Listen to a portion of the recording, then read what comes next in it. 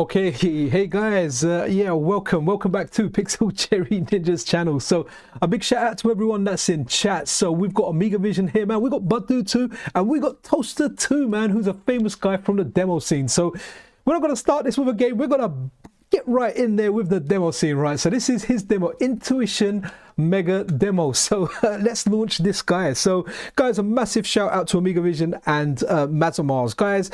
Like, amazing work. Like, it was great before and it's even better now, right? So I've got no idea what I'm doing here with this demo, but we'll give it a shot, right? You know, why not? Hey, what have we got to lose, right? This is a Friday night chill session, and that's literally all we're doing. Like, anything goes on this. I wanted to play the Amiga Core, and I thought, what a better way to kind of do it, and then just to chill out with you guys and check it out. So I've connected a Bluetooth controller to it because it just works really well with it. Okay, loaded. Okay, press left mouse button. All right, so instead of a mouse and keyboard, the setup I've got one of those Logitech, you know, those media center ones. I haven't got a mouse. I've got trackpad. But Toaster, it's looking good, man. I like how those circles go.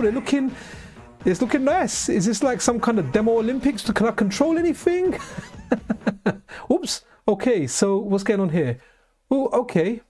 Let's restart it, right? Okay. I'm not too familiar with the demo scene stuff, guys. So, right, let's have a look. Can we? Okay. It's gonna launch again, right? Okay. Was that it then? Wow. We were so proud of this, dude. Well, you know what? It's amazing. The time you were there, you were there. You made it, right? It was there, right? Before we kind of go further in this is to my buddy Buddu too, right? This is for you, bud. It's gonna pop up on screen now. I'm gonna make sure I use that a few times during the stream. Absolutely love it. Pocket sand, brilliant. That's just something that Buddu too used to use a lot, and I just thought it was really funny. So usually when I cover his videos or anything, I'll try and whack out a little bit of pocket sand. But I hope everyone's doing well on a Friday night, because you know what, guys, we're geeks now, right? This is how we spend our Friday nights. We don't go out and party. We do a live Amiga stream and we just chat and chill. You know, I've done all my like family responsibilities and everything there. Wow, hold on, I'm gonna shut up for a second and listen to the soundtrack. It's quite banging. Okay, let me pump it up a bit. I don't know why, but I feel like eating some toast.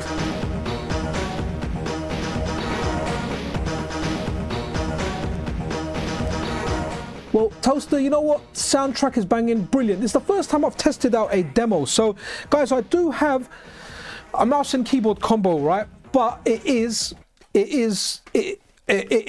a Logitech one, so I've got a trackpad and a keyboard in there. I haven't really got, my desk is just full up with my PC and all my streaming stuff, so can't really play Amiga with it. Right, so what I was actually running initially, okay, so let's run a game and then we'll have a look at some of this stuff that Amiga Vision, the guys at Amiga Vision have put together.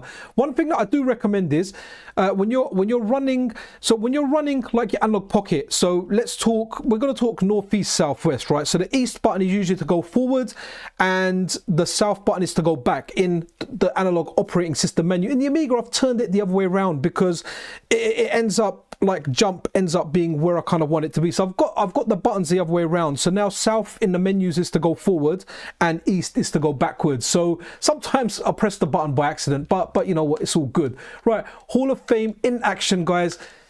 This game is a banger. IK Plus, right? IK Plus, absolutely revolutionary this game was. I mean, it was International Karate before this, or IK. When IK Plus came, guys, this game is just wicked. 3 people in there. Now, the best move for me, it was down back. It was the one where you do the crouching punch and you just punch them in the balls, man. I mean, even now, when you know, if you're a dude and you see someone get hit in the gonads, you still feel that pain, right? We still feel a bit of that pain.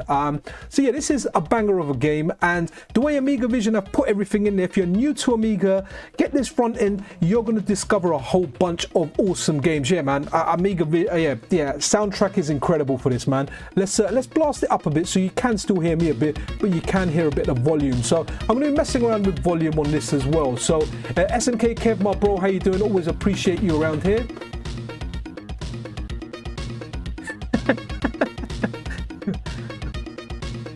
Yeah, okay, Amiga Vision. I'm just reading your one. That's funny. No, I'm a fully fledged nerd. I actually have a certificate, and I've been tested, so it's proven that I am a nerd. Right, guys, I'm gonna play this a bit, and then I'll come back to chat because I absolutely love this game. I'm gonna suck, but the bonus stage in this is fantastic, the one with the shield. So let's go ahead and do that. So my favorite move is this one, right? Now this game's all about distancing. You know, you can't be too close, you can't be too far. So you've got different moves at different distances, and I just want to, you know, oh, there you go. And when you get them in the back, you kind of do that back crunch in there. Look, just a pixel out I was there. I definitely want to get to that bonus stage, right? And also used to like, oh, then you've got a headbutt, and then you've got oh, okay, right. I'm out, guys. I was actually good at this game, man. White is out. No, I want to see the bonus stage, so White has to do better. Come on, like, guys, what a banger of a game. Yeah, you know what? We'll have it a little bit. We'll have it a little bit louder. Amiga Vision, is it actually okay now with me talking and the soundtrack? Because it might be a little bit too loud, but you know, this has got a great soundtrack, so I don't mind my voice not coming through as good. There you go, 2 gonad punches. This is just what I wanted to do. And you've got the double kick as well, which I think was top away. That's it. That's really cool when you're in the middle. Okay. Hopefully it'll be the bonus stage and not another fight, right? Because the bonus stage is wicked for this. I mean, if the bonus stage was a game in and of itself, it would suffice. That's how good it was. But hopefully I can make it. I'm definitely getting it wrong. And you know what? This is a game where a joystick really does bring it to life, right? Okay, got him. Here we go. And the kick there. Right, come on. Ah, no. Let me. Okay, wicked. Right, cool, we're good. Yeah, this is definitely like a kung fu movie, man. Like, check it. Oh, wicked. Oh, no. Wicked, Amiga Vision. So I'll keep the sound like this kind of level. If it gets too loud, let me know. Right, guys, look at this, right? So you've got these balls coming at you. Check the sound effects. The sound effect. Ah! I wanted to show you guys more. You've got like little heads bouncing there. Honestly, I usually do better, right? So, right, okay. Anyone, guys, if you want to see an Amiga game, let me know, because I've forgotten a lot of the Amiga games. So what I end up doing is when I'm playing it, I end up looking at all the lists that going through the list that Amiga Vision have provided. We can try a mouse one next. I can put like the trackpad and everything in my lap and try it. Okay, cool. Right, we're going to try that bonus stage again, right? Yeah, Marco, definitely. Who remembers that Steven Seagal? I think it was a spoof. It wasn't a movie. It was called like Ball Puncher or something. He just goes around punching all the bad guys in the balls. Absolutely hilarious.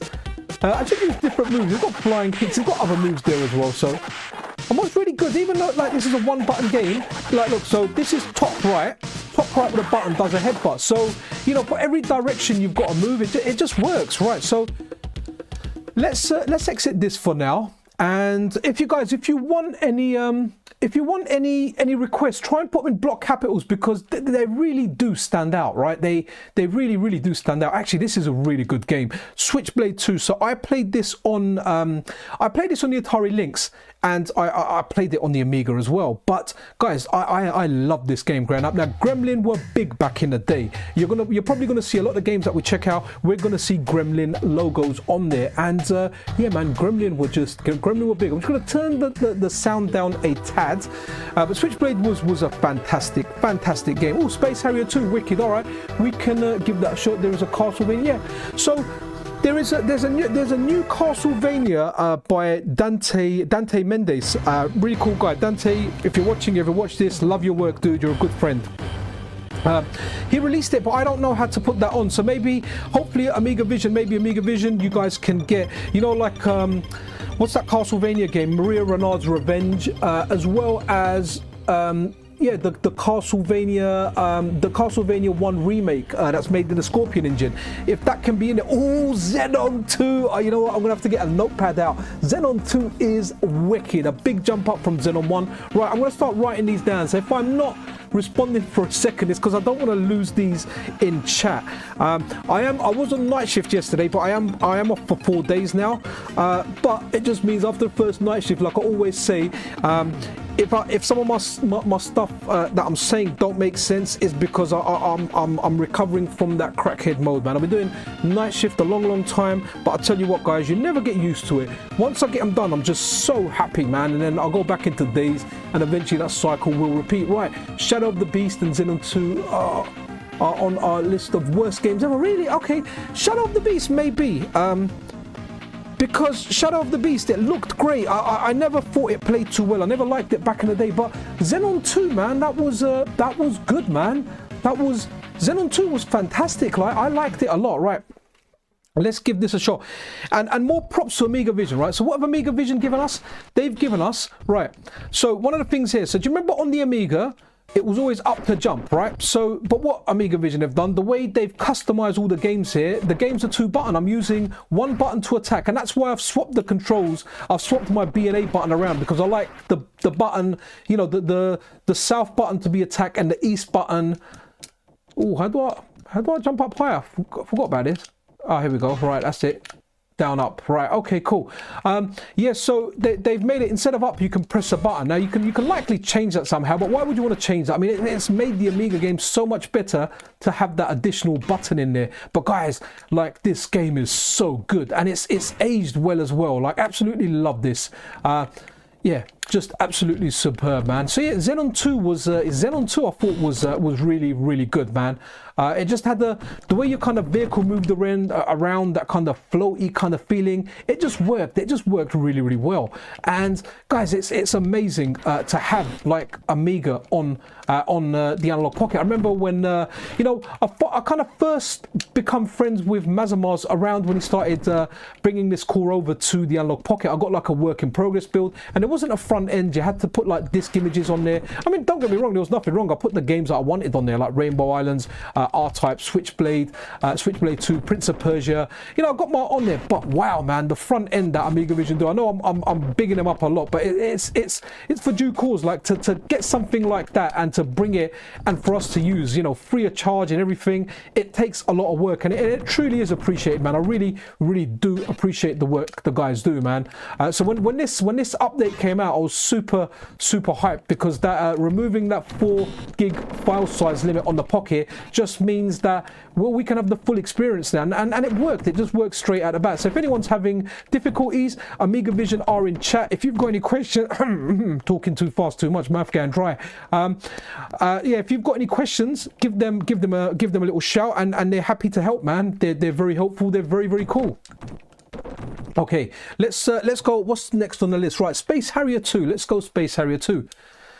And in order to get out back onto the OS, if you press select, it will bring up the on-screen keyboard. You press the delete key and bang, you're back in here. So, and then press select again to get rid of the keyboard. So, right, let's go to right, so all games by title, right, and let's go Space Harrier 2. Now, I never played Space Harrier 2 on the Amiga, right? I remember Space Harrier 1 on this. Space Harrier 1 was big.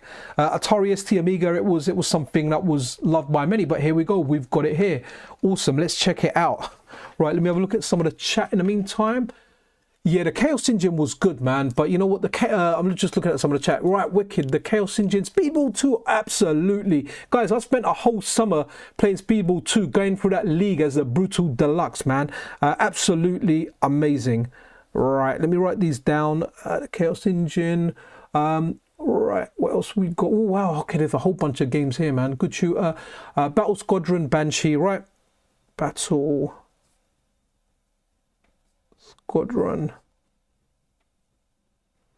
There we go. Okay, so that, yeah, I always thought Space Harrier just looked really well. Right, again, just writing down names here. Alien Breed. Now, I never liked that game back in the day, but I think when I revisited it recently, it was kind of all right.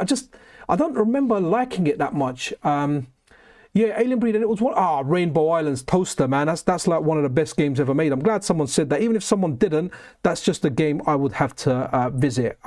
So, okay, you know what? Okay, I can just write Rainbow Eyes. Right, okay. That's my notes. Let's give this a little shot. What's going on? Why is it? Oh, I need to press space bar for menu. Okay, glad I've got a keyboard in here then. Why did I have to bring the on key? Oh wow, okay. Is this a mouse and keyboard game then? Okay, maybe it is. Right, so rapid fire. Yeah, let's have rapid fire on.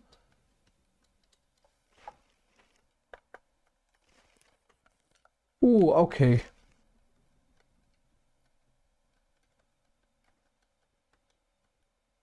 Okay, can we? Oh, press fire to start. Right, okay, so, okay, what, cool. What's going on here?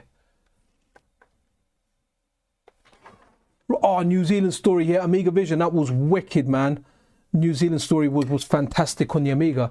The weird thing is my memory's so blurred, I can't remember. Right, okay, here we go. So is this, I guess it would make sense with a mouse, right? You're moving it around. Let's have a look. So, oh, okay, cool.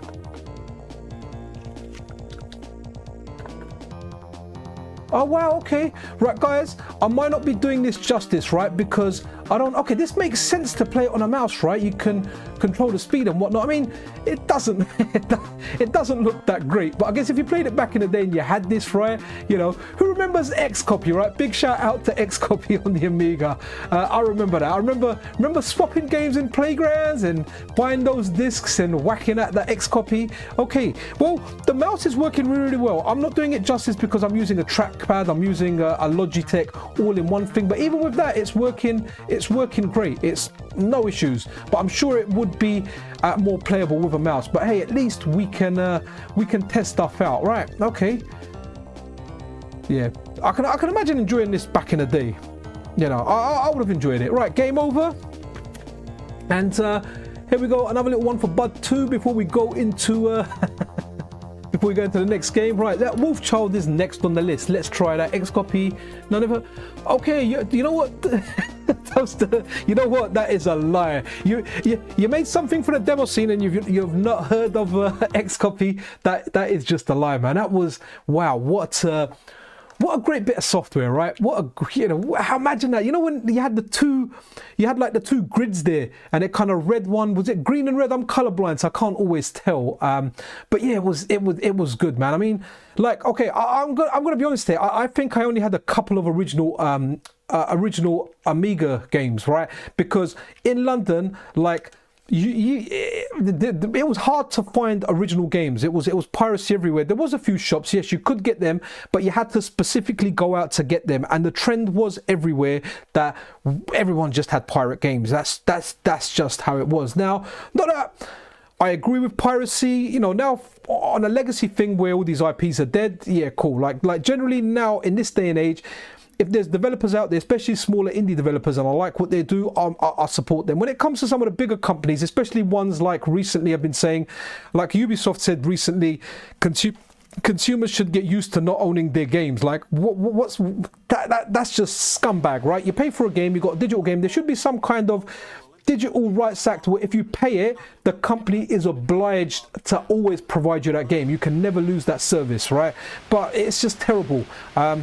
And it's absolutely horrible. So I've got, like, if anyone pirates their games, honestly, I really don't care for them, because the way I see it is some of the statements that they make and some of the practices that they have are just ill-found. So, but yeah, going back to X-Copy, man, awesome. Yo, okay, bad brain magic. Oh God, X-Copy.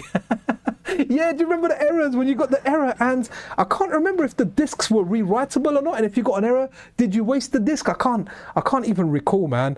But again, another brilliant thing with this Amiga Vision front end, right, is we don't need to change discs. Who remembers playing like Monkey Island? Was that a dozen discs?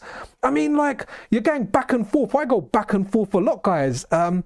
Yeah, man, you'd have to change discs a lot. Now, I know this is a game. This is out for consoles as well, because I know a lot of people like this. I've seen, I think maybe Dante Mendes, the awesome guy that brought us, you know, the Castlevania on the Scorpion engine for. Oh wow, this game's good, man. Like, so I never played this back in the day, but wow, I definitely would have liked it, man. I mean, this is, you know, when you played the action games where you just wanted to be that dude running around, punching the crap out of everything. It looks wicked. Look at the guy. He's so rock and roll, man. Very, very, right. Is it like a switchblade type jump? Double jump, no? Up and jump? Okay, what am I doing here? Do I have to? Okay, right, I have to go around here. Okay.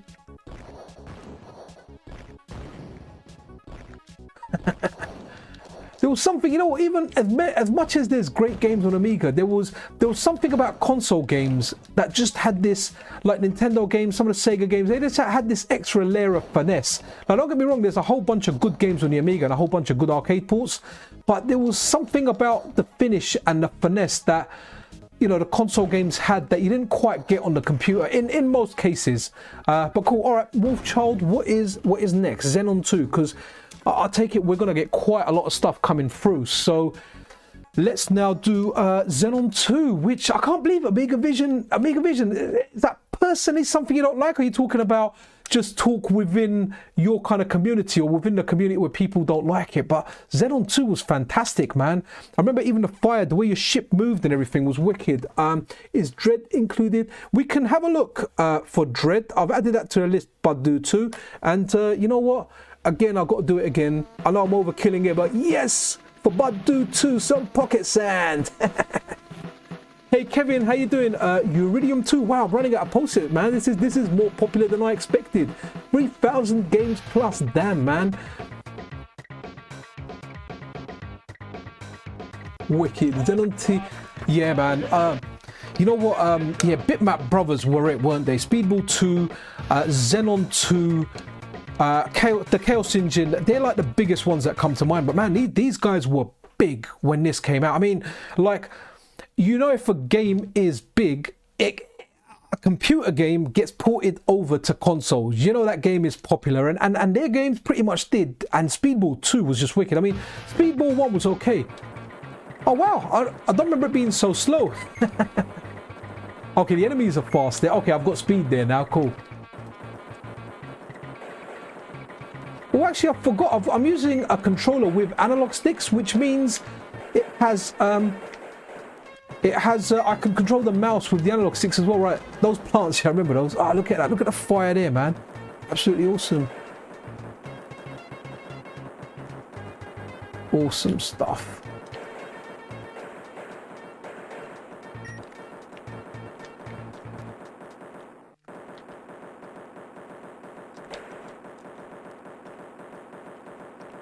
Okay, yeah, man, this is decent. This is decent. I kind of remember, like, yeah, I definitely remember it being a little bit better in my head. But yeah, this is good. Maybe like something on a CRT with, you know, those scan lines.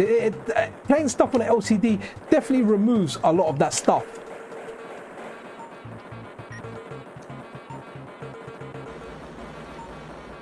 Okay, cool. Well, Xenon 2 is Xenon 2. So I don't remember in this if there was boss fights or anything. Ooh, okay, what's next on our list? All right, let's do Shadow of the Beast, right? So Shadow of the Beast.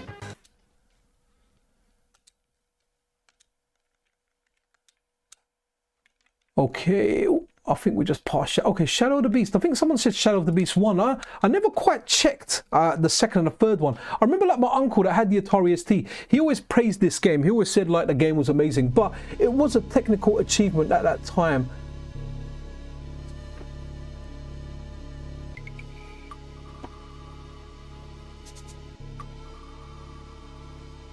All right, let's look. Again, great soundtracks on Amiga. A lot of games had really, really good soundtracks.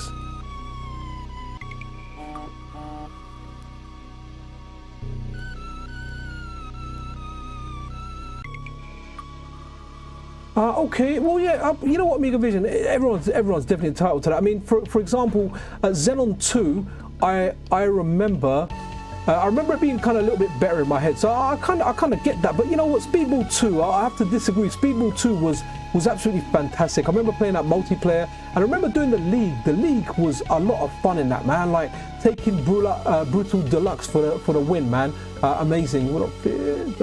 Okay, yeah. So one thing with the Amiga was like that's why the way I've kind of got the stream set is I've got extra kind of space on the sides, because some of the games they're just a little bit weird on how they kind of show up on screen, right? So pressing the buttons here, hopefully it will start. Right, what's going on here? Are we going to start?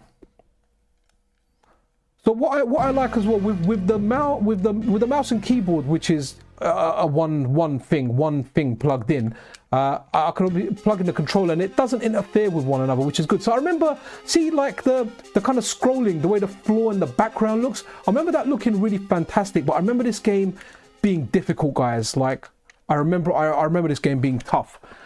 Yeah, Speedball 2 was amazing, but I liked it. I liked it one player as well. Like I said, like I remember going through the league, and then as you kind of progress and you get stuff, you boost up your stats, you know. But by the end of it, you do a tackle, you're going halfway across that the pitch. It's just you're smashing it. Wow, I'm going down a long time, right? That really is long. I mean, you don't often get tired climbing down steps, but that's some big steps there. I don't remember the game being like this. How do I get off this damn ladder? What am I doing with this? Yeah, this game was hard. I remember it being hard. I mean, I can't get off this damn ladder, man. Up, down, left, right. Killing Game Show. Oh, Killing Game Show. I remember that title. I don't remember playing it though. So, Killing. Taking notes here. Right, okay. Right, what's going on here, guys? You know what? Okay, have we seen enough of this? I can't get off the damn ladder. I'm mashing the buttons. I'm trying stuff here. Shall I try something on the keyboard? Try even a mouse button? No? No, it's not happening. Right, let's go next on that list. All right, the next is the Chaos Engine. So let's do the Chaos Engine. Right, here we go. I wonder if it's under C or is it going to be under T? So we'll go C first. Oh, we've got Castlevania. We can have a look at that. I don't remember that one being that great, to be honest. So K. Okay, so it's going to be under T more than likely.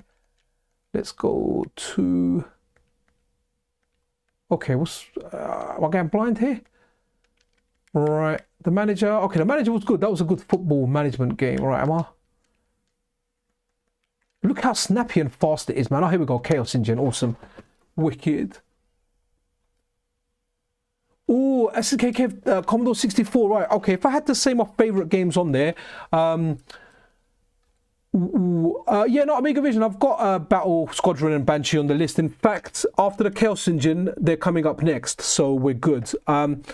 Right, yeah, so SNK Kev, my favorite games on the Amiga. I really used to like a game called Rygar, man. I really liked Rygar on the C64. As well as that, there was a game called Hawkeye that I liked a lot. Yes, Marco, Rick Dangerous. So glad I was waiting for someone to say that. That's one of those games that you just have to put on there.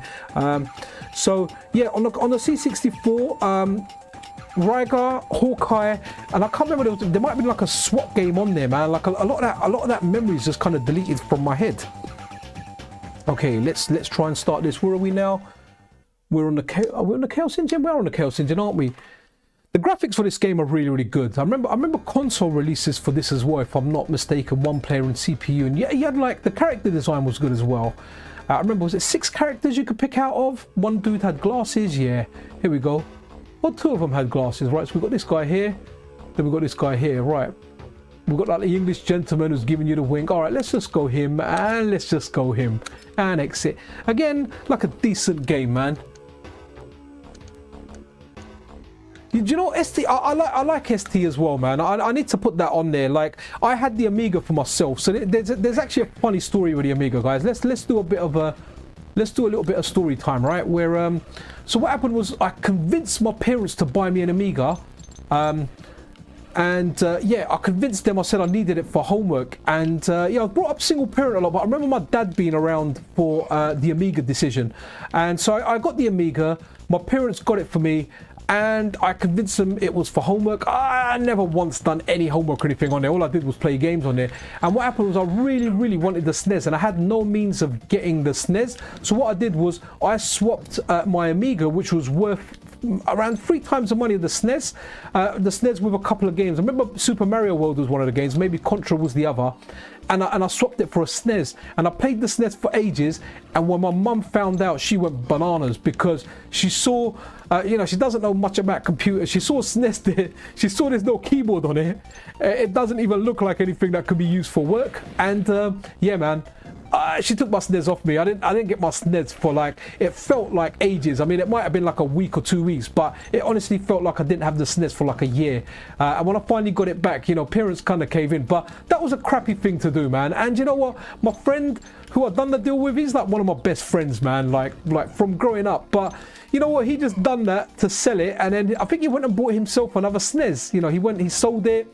He bought himself everything, and he had like, you know, like half the money left over from the sale. But I just wanted it so badly. I wanted Super Mario World at the time so badly, and I didn't have the SNES that I was willing to do that. So, you know, I wouldn't really say my friend, he saw the opportunity and he took it, and I was kind of a little bit gutted about that. We were a little bit, because when I found out he sold it, it was like, dude, you could have sold it for me and got me the SNES, and you know, we could have shared the games or done something. So, you know, we're still great friends, but we did fall out for a bit after that, and I ended up borrowing his game Ranma and then pretending I never borrowed it and never giving it back to him. I gave it back to him years and years later, but that was me kind of asserting kind of revenge on that man, which was a bit of a scummy thing to do, you know, because our deal was straight out, and I should have just valued the terms of the deal, which was, I'm a sucker. I wanted the SNES so badly, I swapped it for my Amiga, and I shouldn't have taken his Ranma. You know, I realise it's bad now, but at the time, all good. Right, what's next? So the Chaos Engine, guys, again, these games are running really, really well. Right, Battle Squadron. So this is a request from, the designers of the front end themselves. Right, okay, let's get out of here. Sorry, it's this button. Sorry, just like a little bit of a habit pressing that menu button. So let's go back out. And right, okay, Battle Squadron. Oh, Battle Chess was really good. If anyone remembers that. No, I've never really been into chess, but man, Battle Chess was really, really good. Maybe we'll give that a little look in as well. Let me have a look at the chat. Franco, begging you all, check it out. Oh, okay, right. Bad Brain Magic. You know what, Franco? I don't know if I can put that on there, man. I'm a family feature channel. Here's the funny thing: the guy that made the sound for that actually worked at my place of work, not directly with me, a different department, but he worked as one of the engineers, one of the maintenance and the reactive engineers. So he actually done the sound for that. So he was actually, you know, that Franco's Crazy Revenge or something. So he actually went out and he actually done the soundtrack for the sequel that was released recently. It's released on Steam, and that's released for the Switch as well. So there's a bit of history there. The guy was hardcore into the Amiga, and he told me about his game, and I was like, look, I've never heard of the game. And then I kind of checked out his game, and I was like, dude, like, I really don't want to put this game on my channel. All I remember was you beat the first boss, and then afterwards you like urinate on him. The guy hasn't changed much. It's just kind of how he does it. Always banging. I'm kind of hearing my voice louder than the soundtrack, so amazing stuff. Let's crank it up just a little bit so you can hear the soundtrack a little bit better. I'm a man. Yeah. Yeah, the game, the Frankie game is definitely a crazy game, right? So where are we now? So this is a shoot 'em up called Battle Squadron, right? So this is recommended from Amiga Vision, right? So, you know, the guys putting down the front end, they're gonna find a good game or two, right? Okay, so now I just want to play one player. Can I press the fire button to start? Yeah, I can. Okay, cool. Okay, it's a vertical. Oh, okay, nice. Okay, this feels good straight away. Oh, okay. Right, so I was trying to see if it's got auto fire, but instead of auto fire, you've got your special attack, your M there, your missiles. I'll take it. Okay, I've just gathered another one. Do you want to spam them? You know what, Amiga Vision? Salute, man. This game's good. Is this a game that was released back in the day, or is this one of like the more recent Amiga games? Because obviously, one thing that I really like now, guys, is, you know, when people like, okay, so if we take the Commodore 64, for example, someone's working on Limbo for that, man, and it looks really, really good. But as well as that, we've got Capcom versus SNK 2 there, Capcom versus SNK for the Commodore 64. And guys, if you haven't tried it, it is wicked. It's one button, you can do all your moves, and it plays really, really well, to the point that I would say if it does have a two-player option, it will likely be fun to play two-player as well. Same with the Amiga. There's people releasing stuff for it now that really, really pushes the boundaries. I mean, some of the recent games I've seen like come out and be re-released, right? I would have absolutely loved them back when the Amiga was current, or the C64. So we're seeing a lot of stuff, and yeah, man, this Battle Squadron is good, man. Wow, like I like it. I like the power-ups you get in here. I mean, I was getting pwned like this. it's like any shmup out there where I'm getting whack-assed as well. Right, I feel like this deserves another go before we move on, man. This is absolutely brilliant. And big shout out to everyone, guys. Okay, okay, one player ready. Oh, here we are. Okay, yeah, so big shout out to everyone, man. A great place to spend. So in the UK, we are at 5:30 in the afternoon. So anyone that's finishing work, or if you're just ducking out of work, I wish you all a great weekend. I know, generally looking at YouTube stats, not necessarily live stream stats, but usually 50% of my focus from America. So everyone waking up in America, like early morning. I know there's different time zones there. Yeah. You know, good morning to you all. Hope you guys have a good day and an even better weekend. But yeah, this game, Battle Squadron, guys, you know, if you're listing good games to test out and you need, oh, I love it when there's shops. No, I want to enter the shop. Okay, I don't know if that was a shop or what that was, but love it in the games when you kind of stop by and there's a shop there. Yeah, this is a good game, guys. Right, wicked. What is next? Yeah, Amiga Vision. No lie, man, that is a solid game. Right, let's get back out of here. Oh, let's put, yeah, Lotus. Lotus was a flagship game, guys. For anyone that's looking like a modern game that reminds you a little bit of the Lotus games, I recommend Horizon Chase Turbo. It's quite an interesting little title. I like it quite a lot. Yeah, I definitely like it. Right, so Banshee. Banshee is next. Right, okay, let's have a look. Here we go, Banshee. Oh, okay. I think I remember seeing reference to this on like Indie Retro News. Now remember, guys, as well, a lot of the games are going to have like cheats built in that you can just kind of, you can run on all the games. So if there's a game, like for example, I keep saying it to myself and I need to do it, like Contra 3 on the SNES is a game that I want to complete, and I need to do it with cheats because I wasn't able to complete it as a kid, but I would like to go through and just see the ending, right? Because I played that game a lot. It's still an amazing game. Love it. Just can't complete it. So awesome. Oh, what? Amiga Vision says Horizon Chase Turbo is Lotus 5. Okay, wow. Okay. So is that made by like the same people? Is that a continuation? Because as soon as you play it, you start thinking it feels like Lotus Turbo Spirit. And the fact that you're saying that, I'm actually glad, like I kind of picked up on that. Yo, Terminator 2K2 in the house. How you doing, Chris? Wicked. Supercars 2 is, yeah, that's the bomb, man. Absolutely love Supercars 2.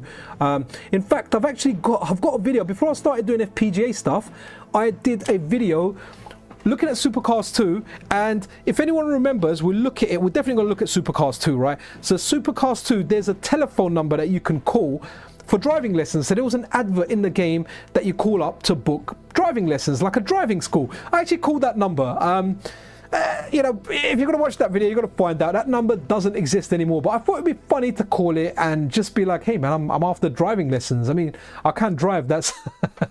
But it was interesting to see. I was curious to see, is that driving school still going? But it is not going. Wicked, yeah, nice one, Chris. Guys, check out Chris's retro gaming channel, man. That's Terminator 2K2. So he helps out with my channel. He helps out with a lot of stuff, man. With a lot of stuff. He does.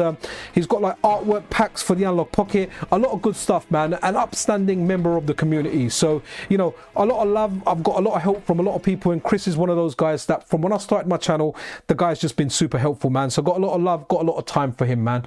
Awesome. So here we are now. Here we are with Banshee. Okay, again. Yep. Feels good. Feels darn good, man. Wow.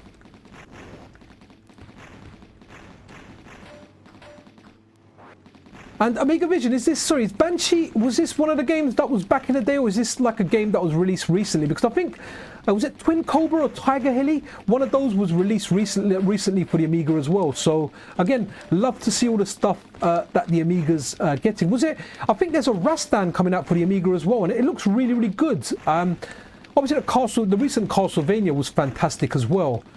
Yeah, you know, that's fantastic, absolutely wicked. And now we've got that Maria Renard's Revenge as well, which I really like the soundtrack for that. In fact, I'm gonna have to use that soundtrack as a soundtrack on like the weekly news video. Oh, I've got the weekly news video to do tomorrow morning, guys. When I say my Saturdays, the weekly news video on a good day takes, on a very, very good optimal day when there's not too much happening, 3 hours.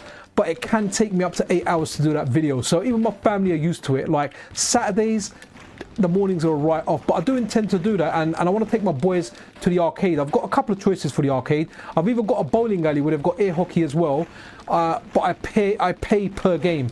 Or I've got Free Play City where you pay £10, and then once you're in there you can play unlimited to your heart's content. And they've actually got Super Street Fighter 2 Turbo there, Street Fighter 3 Third Strike, a few arcade machines of those. They've got a lot of the Neo Geo stuff as well. They've actually got a Mr. setup in there as well. It's really, really good. So I might take them there. I'm just hoping they've got enough games like, you know, like the House of the Dead, Time Crisis, you know, like those, or like some of the driving games that my boys can enjoy, because, you know, provided they get 10 credits, I've got value out of it. And, you know, I get to support like my local arcade that I've actually got arcade machines there. For anyone out there in London, check out Free Play City. If you put in Free Play City Manor House into Google, you'll get it. It's absolutely fantastic. Good people, you meet a lot of like-minded people there, and they also do like the latest games. So they'll be doing like Street Fighter 6 there, Tekken 8, Grand Blue versus whatever it's called, Guilty Gear, and they'll be doing those on console. So in between they'll have like tables set up. It's a really, really good place. At some point I am going to arrange a meetup where we all go and check it out. Yeah, guys, Banshee's good, man. It's definitely got Amiga written all over it. You know what I was saying about like console games and even arcade games. They have that finesse. Even though this game's good, it plays, it controls well. The patterns of fire, everything are good. It just kind of lacks that finesse the arcade games have. And that's one of, you could even consider that beauty of the Amiga, right? Like that special attack there. The beauty of the Amiga was the games were like this. This is how you got them. But all right, let's move on to the next one. But yeah, Banshee's good. Amiga Vision, you have good taste, man. You have good taste. Oh, next up is Alien Breed. So, right, so I don't know what part of the world everyone's from, guys. Oh, wow. Well, who's that? Remus E17, my boy, my friend, wicked. My shop was in E17, you know. When I had my game shop, it was in E17. So I know the area well. In fact, one of my friends that I like to visit there, I took my, Alien Breed. Okay, I didn't realize there was extra discs. Right, okay, so we got Alien Breed Special Edition. Let's try Special Edition.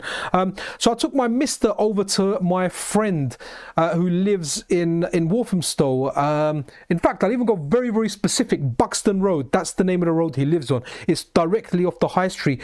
Unfortunately, when I went there, he's not a gamer anymore.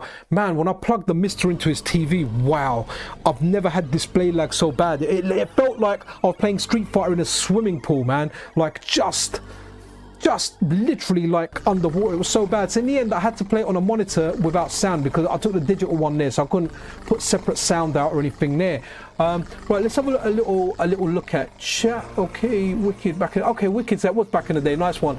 So Banshee was back in the day. Awesome. Oh, okay. Banshee was 93, 94. Wicked. Core Design, the Tomb Raider, wow, okay, interesting. It's always nice to get some gaming history there, Yugu. So Banshee's a Core Design, the Tomb Raider devs, right? Wow. And Amiga Vision are full of historical facts, man. It's nice what's coming out here. And Yugu, thanks for that as well. Hey Richard, how you doing? Had to step away for a bit. What games did you play so far? Okay, so we played Space Area 2, Wolfchild, Xenon 2, Shadow of the Beast, the Chaos Engine, Battle Squadron, Banshee, and now we're on Alien Breed. So we haven't done too many. We are stopping and chatting because I can't play and chat at the same time. The screen that I've got, it's not a great screen, but you know what? Like I always say, I want low latency. So I've got a low latency screen. I'll likely replace it at some point, but I'm in no hurry. I mean, it's good enough for rock and roll, right? So this game always reminds me of the library, right? So I'm going to go more specific here because someone said E17, which for me to drive is maybe 2.5, 3 miles away, right? So there was, where was there? All right, so on Hanley Road, there was an arcade. Arthur Simpson, sorry, not arcade. There was a library. Hanley Road, Arthur Simpson Arcade. And you could go in there and you could play either the ST or the Amiga. And this was one of the games they had on there. They had original games on there. You could go in the library, book the Amiga and play it. I think I only done it once or twice. It was always kind of booked. But it was very, very interesting. And I always remember this game in there. And for some reason, I never liked it. And I never liked, there's nothing wrong with this game. It's a good darn game. It's a top-down shooter. It's good. Like even now I can see that it's good. But yeah, I don't know why. There's just something about this game that I didn't like back in the day. And maybe you know we saw that thing for the story disc. Maybe there's something in the story disc that I don't like. But hopefully we can fire some aliens, right? Unless the special edition is like there's no aliens here, right? Okay, Bay 1. This kind of reminds me of Alien Syndrome a bit. Okay. Where are we going? Guys, seriously, what a fantastic job, man. The Analogue Pocket has just become such a great machine. Everything that we've got for it. I mean, the whole bunch of cores that we've got. Here we go. Here we got to fight an alien. Nice. But man, we've got Amiga in it now. We've got the big image, the same image that we're using on the Mister. And honestly, guys, like when I'm playing this, when I play this on the Mister, it feels just as good. I can't, as far as I can tell, there's no differences on there. The core's exactly the same. Right, absolutely amazing. I'm running low on ammo. Right, let's go at something else. This is a good game, man. Alien Breed is a good game. I'm just surprised I never liked this back in the day. I have no idea why. But, you know, sometimes I can be weird like that. So I'm trying to do games in the order that I am coming. Guys, you may need to repeat the games with me a couple of times because it is difficult to keep up with all the chats. So let's now go... let's go Rainbow Islands, which is definitely a favorite of mine, right? Like Rainbow Islands is just wicked, and this is where I played it. I played it on the Amiga, and it is just one of those games, man. I mean, Rainbow Islands is just wicked on the Amiga. Wicked.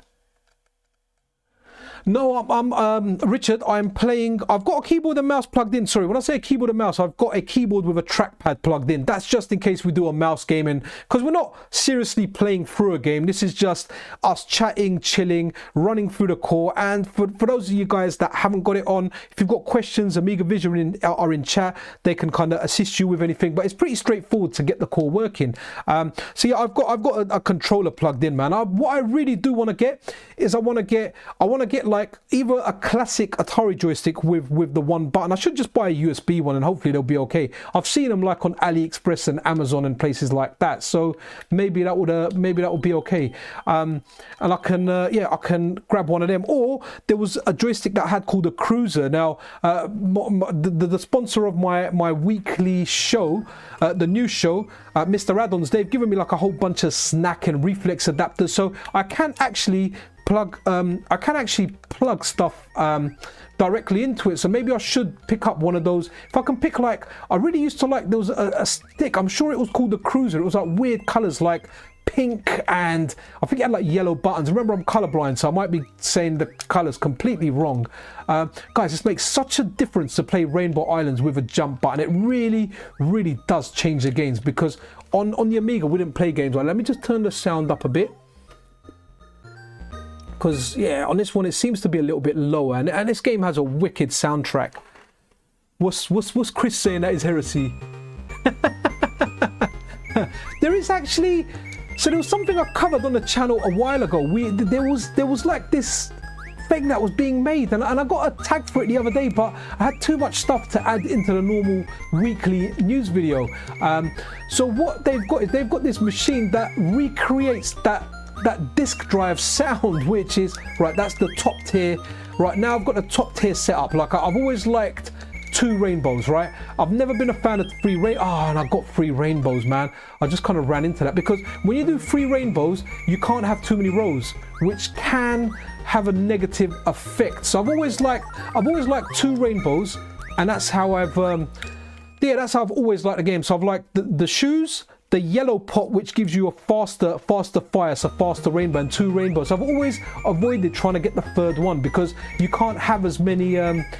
So like, let's say the maximum number of rainbows is, I don't know, 10. So you can, after you have a maximum of like 3 of these, they're done. But obviously with 2, you can have 5, which, wow, that spider was a bit fast. Guys, this game's really good. Absolutely love it. I can't wait for the arcade core to come out. And it's not like I ever played it in the arcade. I've never seen the arcade machine. I've never played it. This is Rainbow Islands for me. And this is a great version of the game, guys. Like, absolutely fantastic. Oh, I thought that was okay. Right, let's, what's next? But Rainbow Islands, it's a great one. Until we've got the arcade core, this is a great way to play it on the Pocket. And I think Amiga Vision mentioned the next one as well, which is the New Zealand story, and I'm wondering whether it's under. Let's go on the T first because it's closer. No, okay, no. Okay, so let's go New Zealand Story. Now, New Zealand Story was really, really good on it as well. We've got the arcade version, and I did play it. I did play it in the arcade quite a bit, so I'm good with that. I can't actually remember if I played it. Oh, BC Kid is wicked. Yeah, man, the Amiga version is wicked. So I can't remember if I actually played this on the Amiga or not. I played this a lot in the arcade, so if I played it on the Amiga, you know, memory's just kind of gone there a bit. Again, banging soundtrack. Might be a bit too loud now, so let's just turn that down just a tad. Here we go. Hopefully that kind of should be all right, and the balance should be okay.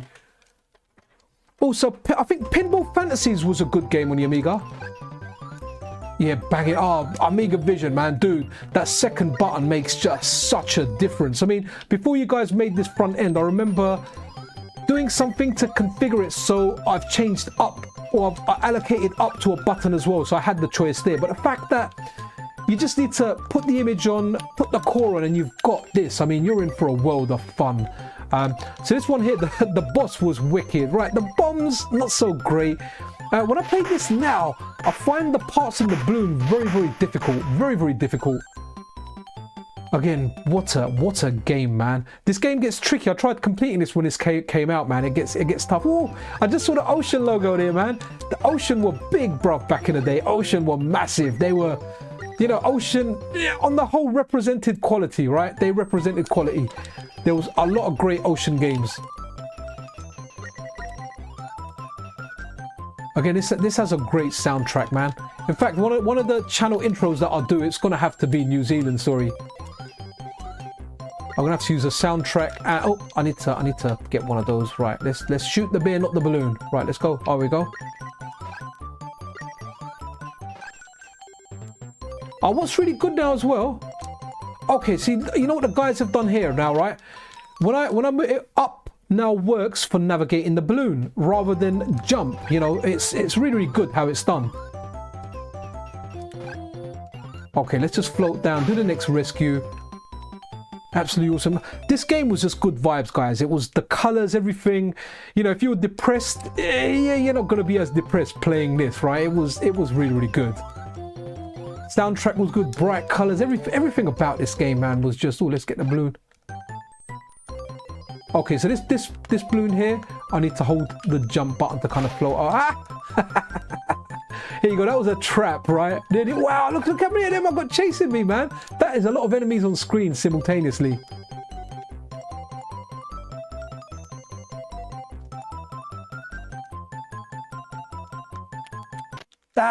Okay, let's move on to the next one.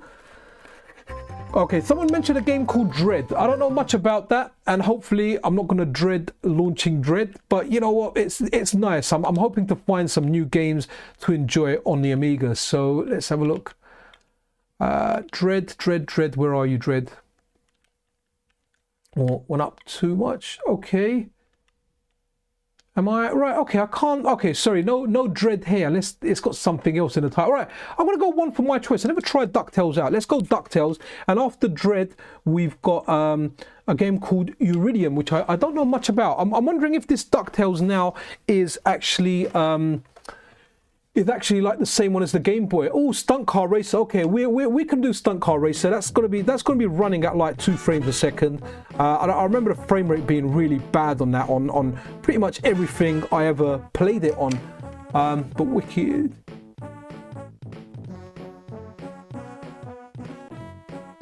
Yeah, do you know what? Yeah, yeah, Amiga Vision. I don't like using any filters at all on it. It just doesn't do it well. I mean, sometimes it looks good depending on what screen you're looking at it. If I look at it on like a big monitor, I'm like, wow, this looks really good. And then I look at it on my phone later on and it just looks terrible. So the best general thing is don't use filters.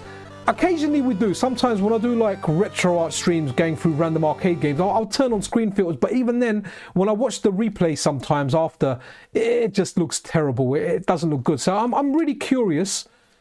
Is this gonna be a strategy game? What's going on here, right? Okay, guys. 2 FPS. Okay, this is some kind of strategy game. Right, let's go back to your request now. So Iridium. Iridium is next. I was kind of hoping to see that Game Boy version of it. Right. Okay. Iridium. Oh, here we go. Iridium 2 or Z. Iridium. Okay, cool. We can run that. Okay, let me have a look in chat if there's more titles in this. We've got Stunt Car Racer. Okay. Oh, The Wizard of Oz. Okay, that's, you know what? I absolutely love that movie, man. Watched that growing up. What a movie, right? I was scared of those flying monkeys as a kid, man. Those flying monkeys got me, man. I once worked with a woman that looked like the Wicked Witch of the West, and I always hoped that a house fell on her. It never fell on her. She ended up leaving, which that was good enough, you know. I don't really want a house to fall on her, but she proper looked like the Wicked Witch of the West, you know, with that kind of crooked nose and everything as well.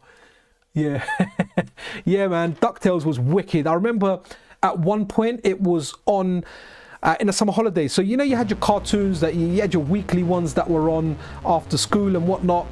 And so DuckTales at one point was on every day in the summer holidays. I remember watching it, man. It was just wicked, man. Absolutely wicked. Like, what a cartoon. The DuckTales game's really good as well. I bought it for Steam recently. Even I've got it on Android. I've probably got it on a console, part of Games for Gold or something. It is just wicked. The new one is wicked. What's going on here? Why is downloading mission data? Right, okay. It's taken a while, man. Almost feels like a new game, right? Right, let's do this. Hey guys, if you're just tuning in, you know what, welcome to your Friday night or Friday morning, wherever you are in the world, different places. Guys, let us know where you're from as well, man. It's nice to find out where everyone's tuning in from. The last stream I did, the Sega Saturn one, we had people from like the Philippines, we had people from the States, America, Mexico, Canada. There was a whole mixed bunch in there, which is really, really nice to know. It's nice to know that, you know, there's many of us around. Oh wow, this looks good. Wow, this is fast. Am I gonna crash? This is too fast, guys. Decent game though. Wow, there's a lot to intake. Right, okay. Wow, okay, this game's good, man. It's moving fast, but it is definitely something worth. Yeah, this is a good game. That's all I can say. But let me slow down a bit. Let me get my slowest speed, right, and try and destroy stuff along the way. But this is fun. I guess there's a certain amount of learning to it, right? So I see you've got a map there at the bottom and everything as well. So okay. Wow, it really is fast.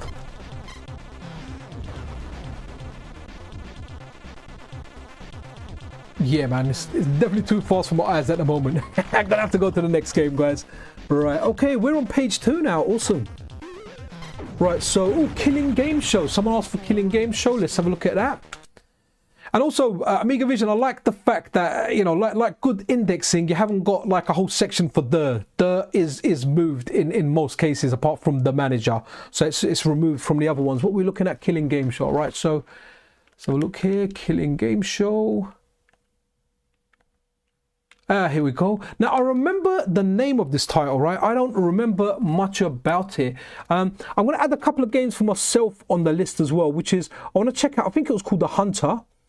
That's something I want to check. And Prince of Persia, because I've added that as, you know, when you're creating a video on YouTube and it asks you about gaming, it asks you, do you want to name a game? And I'll name Prince of Persia because that's a classic on this system, right? Absolutely brilliant. Who remembers trying to play it on that joystick and you're so nervous at certain parts because it had those tricky controls. I mean, it wasn't like Dragon's Lair or anything where the controls had to be, you know, like a video turned into a game, but you had to run, jump, time everything correctly, learn where the traps are and everything in there, and with that one button you had to make sure that everything was just spot on. So the Killing Game Show sounds kind of hardcore, man.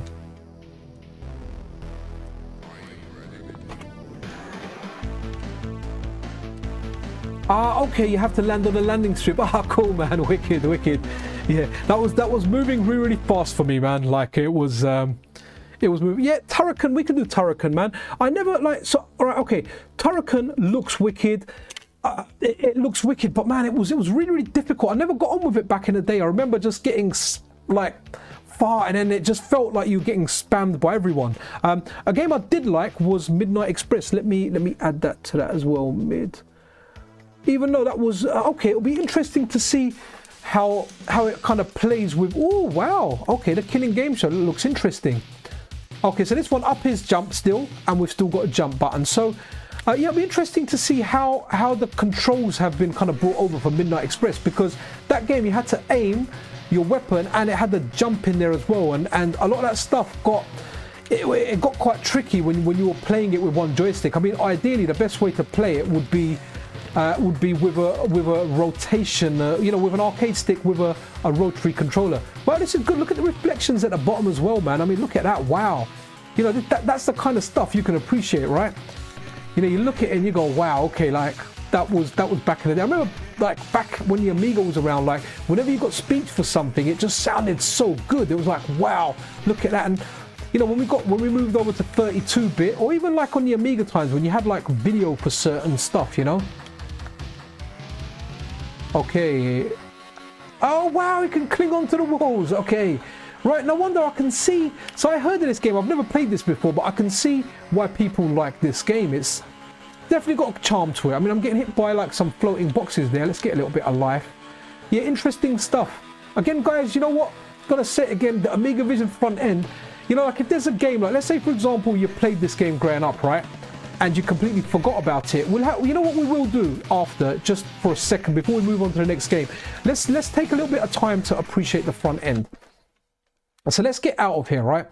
And then just have a look. So let's go back out and let's just go into, so have I added anything to favorites? Okay, I haven't added anything. Yeah, I do work with different micro SD cards. So let's say you're new to the Amiga, right? And you just want to have a look at, like different stuff, right? So we go to Hall of Fame. It's got like a nice little category there for you guys to kind of get introduced to. So, you know, what's really cool here is, look at that, like you've got graphics on there, right? So yeah, I think Amiga Vision mentioned PC Kid or BC Kid. I know this is a PC Kid because I had this for the PC Engine and I always knew it as PC Kid. So you can have a look there. We've got Rick Dangerous. Okay, someone mentioned that. So we'll do a couple of games from this category actually before we resume over to the requests. But some of these will have the requests on there. Someone mentioned if I played Snow Brothers on the Amiga. I couldn't remember if I did. So we can check out some of these games here. So right, let's go PC Kid. But again, you're seeing, look, you've got all the information there. Title, BC Kid, developer, publisher, the year it was released. I should have paid attention to that when I was asking Amiga Vision if that game was something that was released recently or back in the day. But released, players won, you know, English, it's got all the hardware information on there. But most important thing for me is the screenshots. You know, let's say I forgot Snow Brothers, which I would never forget, but let's just say I did. I see the screenshot and I'm like, wow, I remember that game. And guys, you will get like a crazy nostalgia kick, guys. You will get honestly, when I say you'll get a crazy nostalgia kick, like there'll be a game that you've forgotten completely about. And when you actually, well, let's see, let me turn on unlimited light. Oh, okay. Right, so yeah, the left analog stick controls the mouse as well, by the way, so I was quickly able to do that with my controller. So going back to the nostalgia kick, right, what's going to happen is you are going to what you do is there'll be a game that you completely forgot about, right? And when you see that picture of it, when you see an image of it, right, guys, you're gonna at a certain time it's going to trigger some memories. It might trigger some happy memories that you had associated to that period in your life, that time in your life. And, you know, sometimes you associate them with other people in your life and it will bring back, those memories will come flooding back in. I know I'm getting a little bit philosophical here, but guys, sometimes when I play a certain game that I haven't played, like if it's something that I've played a lot, like, okay, I've got nostalgia for Shadow Dancer, but I play that quite a lot in emulation. I love the game. So what I end up doing, so let me turn that down a bit. What I end up doing is, I remember like the first time I played it, everything about it, but because I play it a lot, that's kind of gone a little bit. But it might be a game I haven't played for a long time, and when I see it, like, you know, whether it's in the Amiga Vision front end, a picture of it, whether I see like in a RetroArch thumbnail, whether I see it on like Launchbox, like a video of it playing, or on like an Ambernick, the attract mode kicks in, all of a sudden, bang, those that feeling, that time, all that comes back, and you definitely get that with Amiga Vision's front end. It's amazing. Like there's certain games, like I think like Moonstone, Rick Dangerous, which I never really forgot about, but I didn't remember it for a long period of time. When I saw it on the front end, I was remembering stuff and thinking, wow, like amazing. And a lot of the reason a lot of us do this stuff, guys, it is because of the nostalgia. It was a time where we had less responsibility in our life. You know, I would actually say better times, right? The times were better. We lived in simpler times. Not everything was tech, internet. I mean, I know I'm streaming using the internet now, but you couldn't cancel last minute on your friends. You know, when you met up on the weekend, you had to arrange 10 o'clock outside McDonald's. If you wanted to cancel it, you had to call up the night before, speak to their mum, you know, get through to them and you know, do that. So it's important, and the front end definitely like delivers on that, and that's why I do like front ends, even on RetroArch. I mean, I'm not crazy about all the videos running now, but wow, guys, look at this. This feels every bit as good as it feels. Okay, I played the PC Engine quite a lot now. I'm sure there's differences, but man, it feels good. Look, I can still I can still bounce them around. Okay, cool. Right, let's jump on a little plant, guys. Man, what a game! And we've got the proper version of this, right, on the PC Engine, so there won't be much reason to play this on the Amiga Core. I completely get that, right? But wow, what a fantastic! I mean, I never had this on the Amiga. I had this on the PC Engine, but wow, if I had this on the Amiga, this is easily one of the best platforming games on there. Just, I don't even need to play much more of it. Just seeing how well it handles the beginning is fantastic. Absolutely fantastic. Also on the PC Engine CD core, there's a version of PC Engine which is really good. I think your head goes even super exaggerated. It goes super big. Where's the steak? I want to eat like that. What is it? That meat on the bone or whatever it is. You know, to kind of get that steam coming out my head. No, I don't want vegan BC Kid. I should have remembered that. The little trap there. I thought I was getting the meat there in a second. Okay, cool. Again, great soundtrack, great friendly soundtrack in this. It was so much fun just bouncing them, you know, bouncing them. Okay, that's the meat one, I think, with the tears. Yep. Doot. So one thing I didn't quite like, if I remember correctly, was I didn't like the fact that your power-up was limited for a period of time. I think there's a volcano coming up. Oh, okay, here's the next one. Okay, was that the top form? Here we go.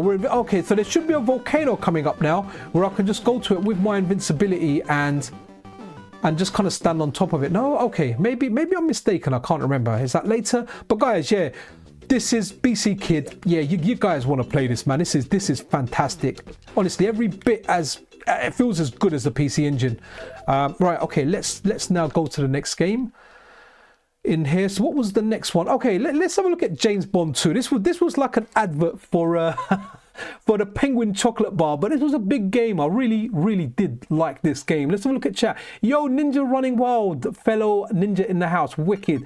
Yeah, Banshee, yeah man, Banshee we tried out. That was a recommendation from Amiga Vision, and you know, got to take Amiga Vision seriously because they put this together. Oh, you know what we haven't done for a while? We haven't. Okay, now, okay, we got the Robo. Okay, let me turn that up a bit.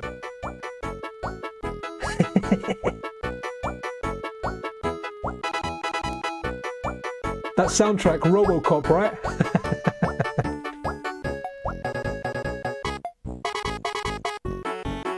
Love it. Love the RoboCop soundtrack.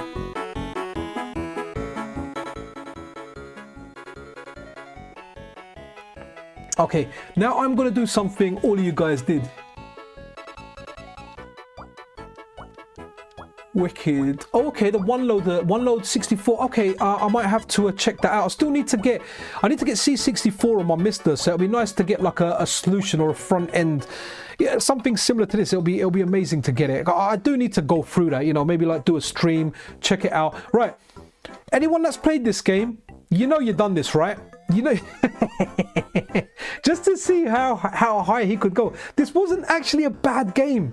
I never got too far on it. It was all right. Right, guys, I'm still going up. I'm still going up, right? I haven't stopped. Here we go. We've hit the top now, right? So you hold the button down and he just kind of expands and okay, absolutely brilliant. Okay, so on this one, Amiga Vision, guess what? the second button isn't actually jump. Up is still jump on this, just the point. I don't know if that's something, I don't know if it's meant to be like that, if there's a reason on there, or if there's something that's going to get addressed. But my second button, the jump isn't there. Let me try the other buttons. No, so I've only got one button now. I'm playing this like I would on the Amiga. One button makes me extend like that, and the other button makes me jump. Okay, Black Crypt. Let me write that down right before we go on, because Black Crypt. Cool. I have to check that out. Right, wicked. So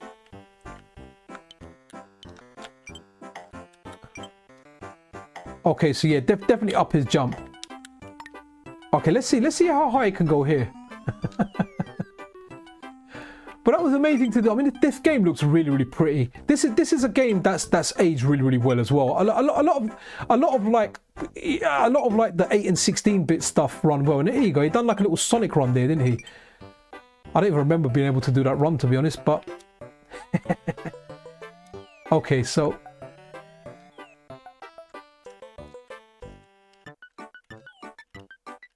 can I do it from here and grab onto something? Here we go.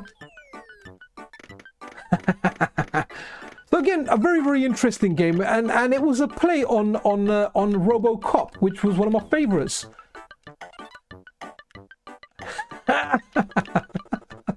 Okay, cool. Right, let's go on to the next one. But this is definitely decent. Was the best version. You know what, Justin? Lemmings is, yeah, Lemmings. We can try Lemmings because we haven't got a mouse game. I'll try and play it on the trackpad, but I just remember Lemmings being Lemmings and it being fine on like the Amiga 500, right? So Rick Dangerous, this is definitely one of the games that was mentioned earlier. I've got that on the list. I've definitely, yeah, I've got that on the list. Let me cross that out. We've got the Kidding Game Show as well.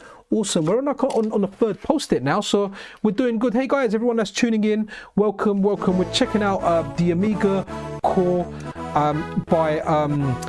by Mazamar's 312, also known, yeah, so by Mazamar's, and the front end by Amiga Vision, which really does heighten the experience. And it's a Friday night here in the UK. Wow, I've been streaming for like an hour and 10 minutes now. So maybe this will be like a maybe 2 hours. I think I always have fun. I lose track of time when I start streaming, man. Okay, wicked. Lemmings. Okay, let me put Lemmings 1 and 2. Maybe we can check both of those out. Well, guys, this game's just wicked, right? Wah, wah. Sorry about your ears. So I think the fire, it was, you held down the fire button and you moved it up and he got his gun out. Oh, I've got to run straight away. The ball's coming for me. So as soon as you start right, hold right. There should be spikes right at the bottom here now. Or was it here? I want to go, okay, cool. So it's going to get that guy there. Look at that, man, killing the local. So the gun, okay. Okay, so again, there's, yeah, so up is still jump here, but this will be a tricky one, right? Because your button, I think it's like hold fire, yeah, you hold fire down and move it up to fire, right? So when I go and get that, it's gonna fire there. So like this, if anyone played like a modern game called Spunky, if you're unfamiliar with this is the game I see that inspired Splunky, right? It's just the way Horizon Chase Turbo was inspired by Lotus Turbo Spirit. If it's that you say it, Lotus Turbo is Spirit, I think that's how it was called. So this game, you need to learn a lot of patterns and a lot of stuff will just pop out at you. You know, you take a jump down, you land in spikes. But guys, this is such a wicked game. Like one of...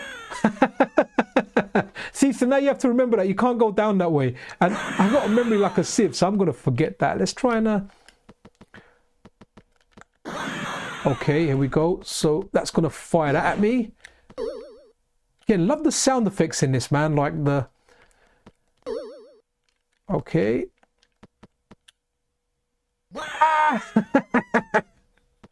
Okay, yeah, again, need to remember a lot here. Again, the sound effects are just wicked in this.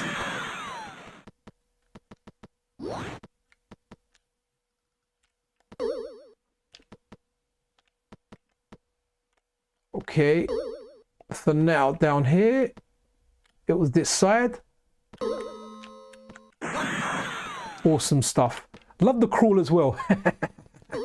Seriously, guys, what a game. This was like a great game on this system. Ah! All right, let's move to the next one, man. Absolutely love this. Right, okay, let's right, oh, we've got to see Rodland, man. So Rodland, it's not something that I played back in the day. I discovered this on the Jalico Mega System 1 core for the Mister, and I absolutely loved it. And someone said to me, you know, you've got to check out the Amiga version, and there's some, they even went as far as to say that the Amiga version was a better version of this game, and which is sorry, the Amiga version is better than the arcade. Which is kind of hard to believe, right? Arcade is weird of space, but look at it, man. It looks wicked.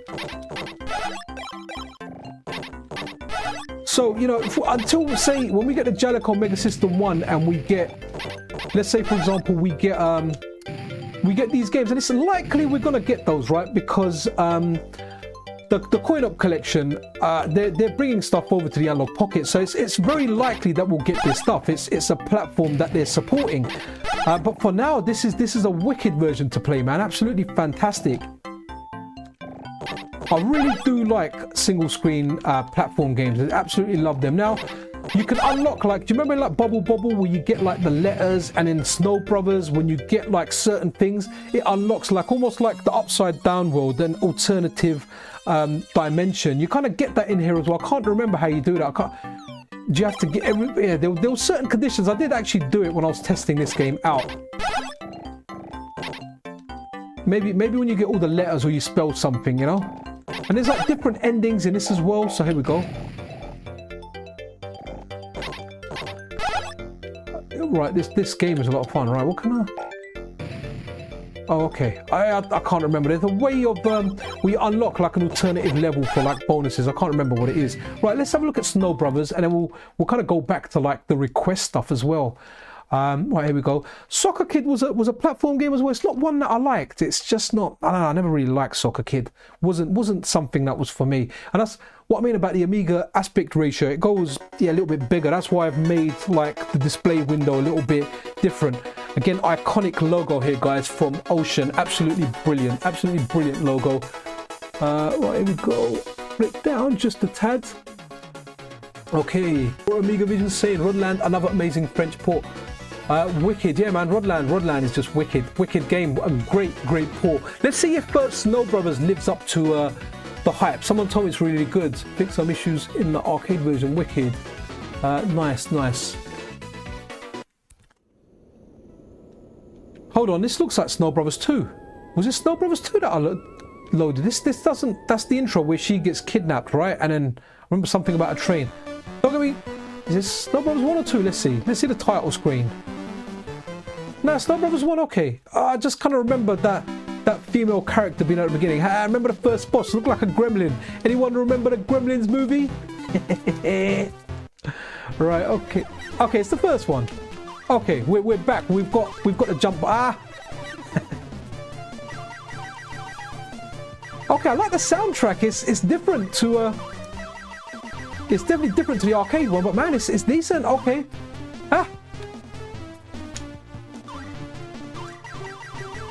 Right, can we get all of them in one? Ba-ding! Okay, I want the power up. Wow, I've got all of them. Look at little fast legs, man. So, okay. Whoever said to me, I can't remember whether it was on Twitter or like a YouTube comment, they said Snow Brothers on the Amiga was good. Yeah, you're right. It's fantastic.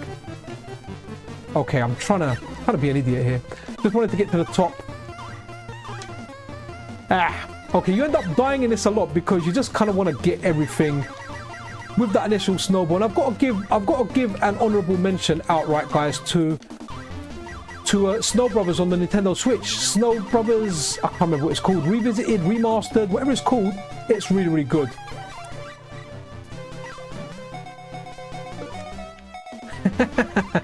Okay, this is a good port. Right, what was kind of next? Okay, Lotus is next, guys, and we've got Supercars 2. So going back to the list now. So let's just have a look at stuff alphabetically. So games by title. Again, look how fast it moves, man. It's really good. I remember Amiga Vision when it first came out, it wasn't as fast, and then with one of the updates, it became faster. So that was really good, and it's so nice. One thing I can't stand is like is that Lotus? Yeah, that's it. Lotus Esprit Turbo Challenge. That's the full name. So I remember, yeah, I really hate sluggish sluggish front ends. One that I really hate is the Xbox One. I just find like I don't use it. I bought it a long time ago. When my kids got older, they ended up using it, right? And yeah, I just find it very sluggish, man. I find it horrible. The PlayStation 4, I haven't got PlayStation 5, but PlayStation 4, the front end was good. It moved fast, but the Xbox was slow. But man, Amiga Vision 1, you're going for it like lightning. Again, I'm gonna give Amiga Vision a lot of shouts and Mazamars a lot of shouts, because you know what, I really do like their stuff. They've done a great job, and you know, this stream, it really is to celebrate what they've brought us hours after you know, what became available hours after the update came. So is it gonna be okay? Okay, it's up to go still. Cool. Oh, okay, and it's the fire buttons to change gear. Okay, I forgot about the gears in this, to be honest. You know what's really good as well, right, is the gears. You can kind of, you can hear it from the sound. It's done really well, right? You can hear from the sound. What? Okay, so yeah. Okay, so yeah, down plus fire, down gear, up plus fire, upper gear.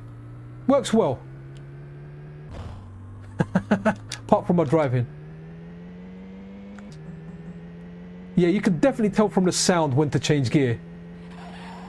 Again, what a great game, man. Like, you know, back when like races of this style, like 3D races, there were some decent ones. You know, you had like F-Zero, you had Mario Kart on the SNES. There was likely a few others as well that I can't remember.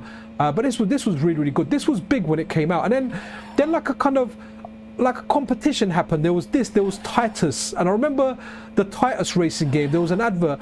The Jags are drag, because of the Jaguar racing game as well. The Jags are drag. You won't notice Lotus, and then it was something about this Titus game. From what I remember, the Titus game wasn't that good. I remember the fox on the logo. I don't remember much about the game, but at least from what I remember, this was the best one. And guys, you can actually link this up two-player with another Amiga, and you can actually do it. So if you've got two Analogue Pockets, or you and a friend, you can use the Analogue Pocket link cable. I haven't tried it yet. I need to go around to my cousin's house with my Analogue Pocket and actually try the two-player link games. There's actually a video I wanted to do, but I just never got around to it. You know, I've got arranged time with my cousin.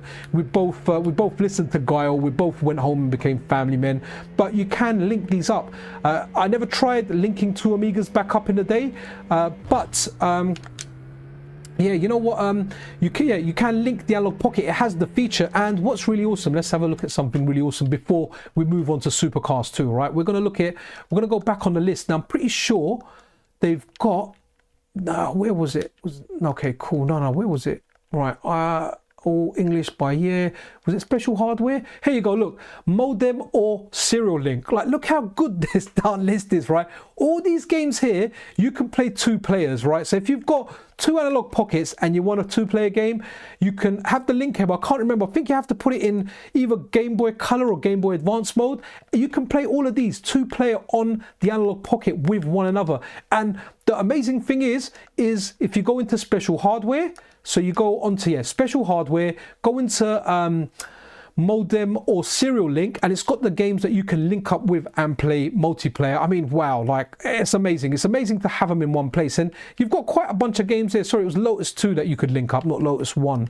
Pardon me there, but you can see everything here. Then you've got light gun games. I never had a light gun game for the Amiga, guys.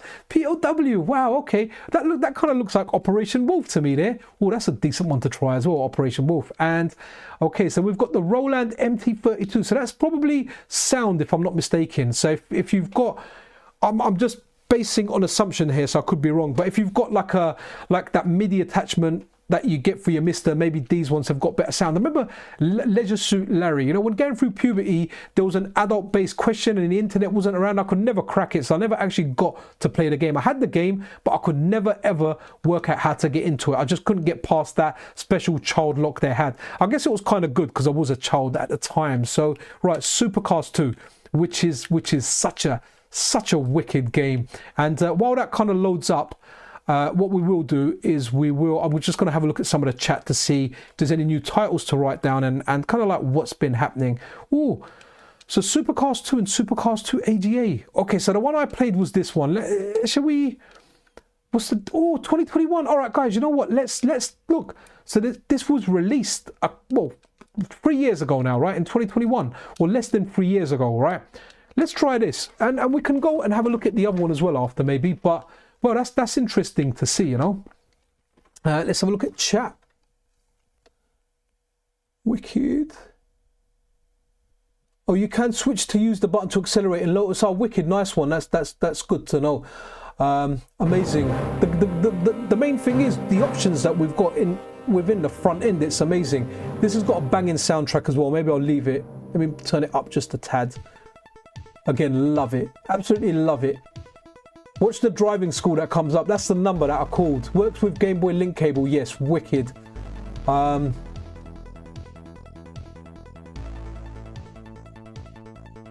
wicked. You've driven a Lamborghini, Ferrari. Man, my boys would go crazy, Amiga Vision. They absolutely proper love cars, man. 8 and 9. And yeah, man, cars is their thing, man. It's like when I'm at work in central London, if there's a car that goes past, I take a picture of it, and it's not because of me. I just send it to my wife on WhatsApp, and they're like, oh yes, that car played that in Forza Horizon.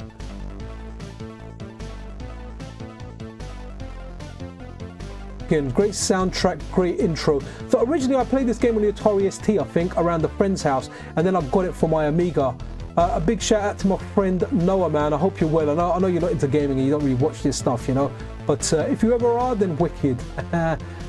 Wicked. Okay, so Lotus 2 blew me away for the second time. Wow, yeah, now the Lotus games were good, man. Even Lotus 1, we just tried it out, it was wicked. Yeah, it definitely has great handling. And for anyone out there, Amiga Vision have said that Horizon Chase Turbo is effectively, or is, Lotus Turbo 5. So that's something good to know. If you want that Lotus vibe on a modern machine, and you can pick up quite cheap as well. It's good. They've made a sequel. I've got the sequel. I've got it for the Switch, but I haven't tried it. I haven't really played it so much beyond doing like the first track. But let's do this, right? So this is wicked. It's got the fire stuff in there, man. It's wicked. Right, let's see how it's configured out of the box. Now you can configure stuff because Amiga Vision will tell us you can, right? But okay, so the fire button is to accelerate just the way I kind of want it, and I think it might have been like that because I think to fire your missiles was actually up. Man, the screen the screen that I'm using, I don't like using my one for low latency. I had like a bigger screen before that only had the screen that I replaced this one with a smaller one, had 12 milliseconds of input lag, display lag. And this one's got 1 millisecond, but the top part, it's just not very, very bright. So if something's dark, it's not as greatly visible. I mean, you guys won't see it, it's only what I see. But I don't play too many dark games, but on this one I can see it a bit. Right, where do I get the weapon from? Oh, look at that, it tried to backfire me, man.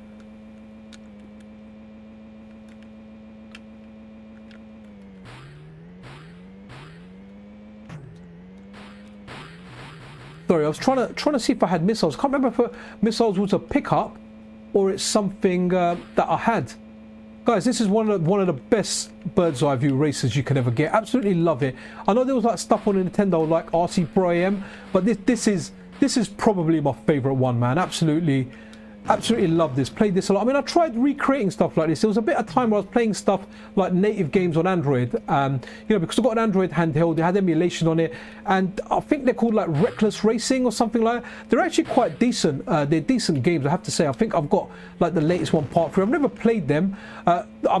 Sorry, that much. Like I've played them like a little bit. I had fun playing them. I've never played them like I played this game. This game is just wicked, man. Absolutely wicked.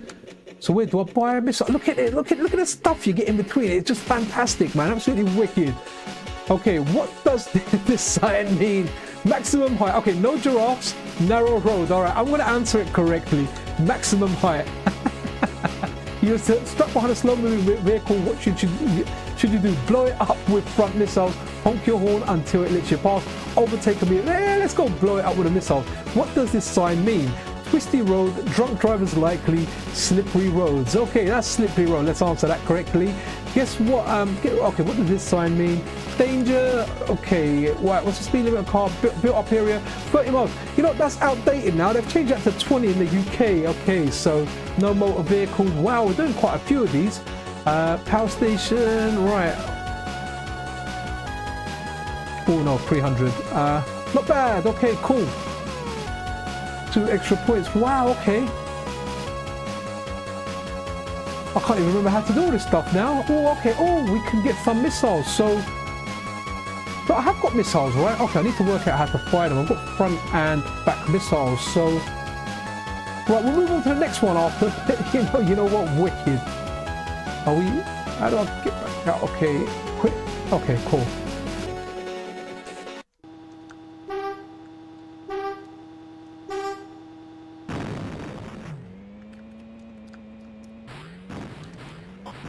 Oh, okay, one of the shoulder buttons is fire, right? The R1 for me is fire. Okay, so I did have the fire all along, right? I just never used it. The fire was inside me the whole time. I just had to find it.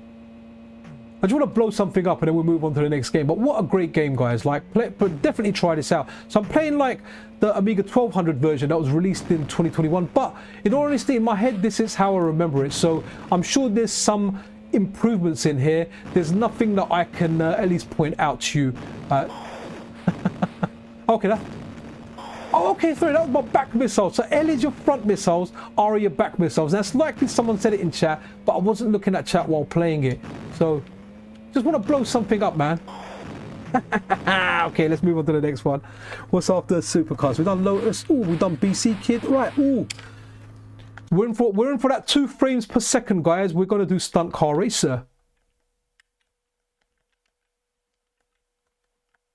Stunt. Oh, okay. Wow, there's a lot of games with super, isn't there? Whenever you look at stuff, right? Oh, Stunt. Okay. Whenever you look at lists and you go to SU, there's usually a whole bunch of games there, man.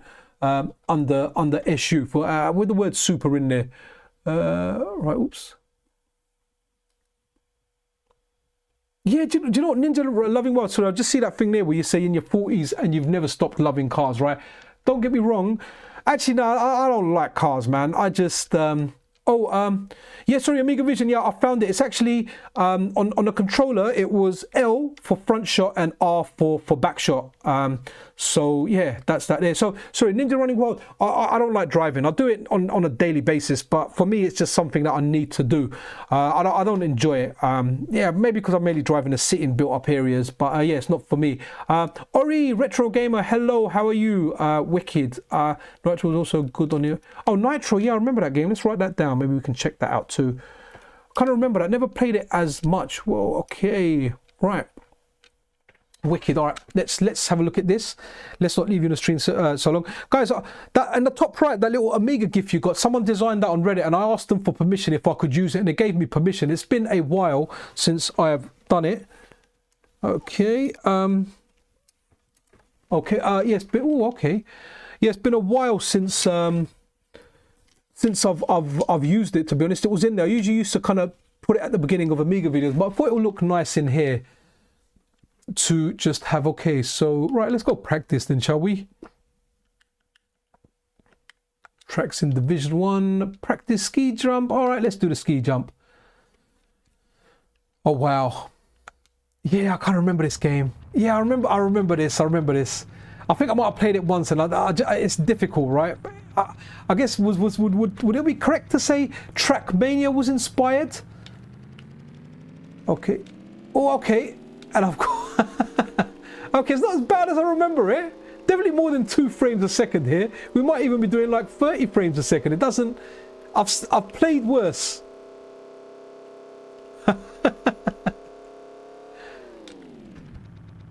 Wow. Okay, done a jump there. Okay. Not actually that bad. It's actually very responsive. I'm wondering now if I ever played this, or was this something that I ever just saw in magazines and heard bad things about it and just kind of based my impressions on that. Because, you know, even though, right, on the Amiga we kind of had the pirate games, we had the games available, each disc was £1, right? And that you had to buy, and we used to buy. There was a place, if anyone knows it, if anyone's from London, in Liverpool Street, it's called it's Brick Lane, Petticoat Lane Market. There was a guy there called Mario, an Italian guy, who used to have like a few briefcases full of Amiga discs, just pirate games that he used to sell. So that was how we would get the games, and then we would copy them between us. But I think he used to sell them for like £1 or £1.50, and a blank disc was £1 at the time as well. You know, you could buy a single one. So we couldn't have all the games we wanted. we had to limit to what games we could have, even though we were pirating them, right? Money just wasn't there, so you had to pick and choose, and I think this was one of the games that I chose not to kind of have, because we did listen to reviews from magazines a lot, you know, and based our opinions on that. You know, sometimes there'd be a game that I wouldn't necessarily like, but I would try it, like Marble Madness. Marble Madness got, like, I think Game of the Month in Mean Machine, so I had to try it, and yeah, it is a great game, but it's not the kind of game I would look at the box and think, yeah, I'll get this game about a marble. It's only when you play it and you realize, okay, this game is actually a lot of fun. But you know what? This Stunt Car Racer isn't a bad game at all. Like, what I had in my head, what I thought it would be like, this is just so much better. Right, on that note, let's go on to the next one. Wow, I think SNK Kev said Wizard of Oz, so hopefully we're off to see the wonderful Wizard of Oz. Right. Wizard. Oh, Wizard, we're getting close. I know, okay. No, we don't have Wizard of Oz, right? Okay. Okay, no Wizard of Oz, right? Okay. Sorry, Kev. Unless that was a reference to something else. Right, this is a game, I've added a game on here, and it's called Hunter. Now, I remember this game just blowing me away at the time.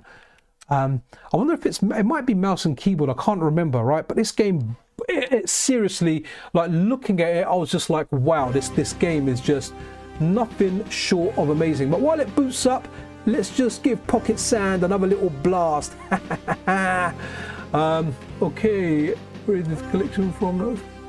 Oh, so Ninja Running Wild, the collection we're using is the Amiga Vision collection. There's a link to it in the description of the video if you do want to check that out. Wicked, all right. Yeah, no, driving definitely sucks in the city, man. I mean, don't get me wrong. I mainly drive just before the peak hours, so we're kind of all right, you know.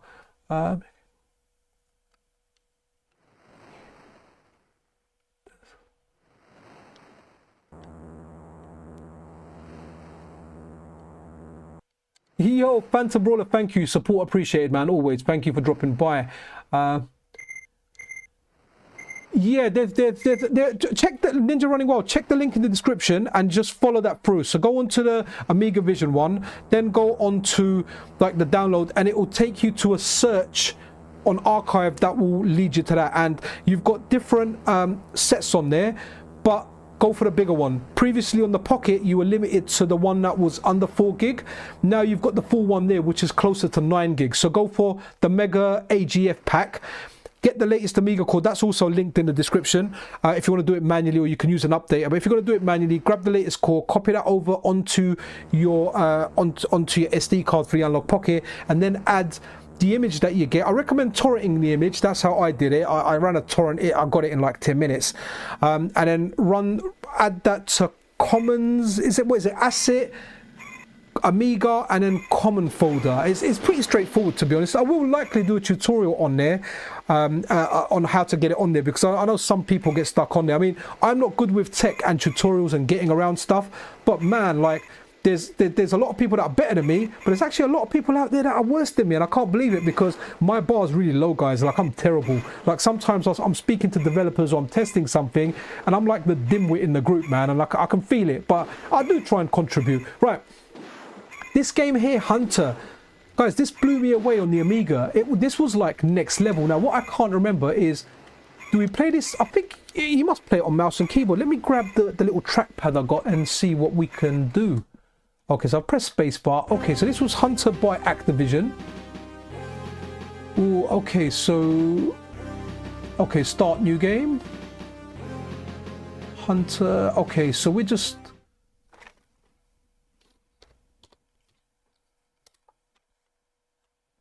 Yeah, again, like, this just looks so good. I remember, like, riding a bicycle in this, man. You had, like, so many different vehicles. So, how do I move around?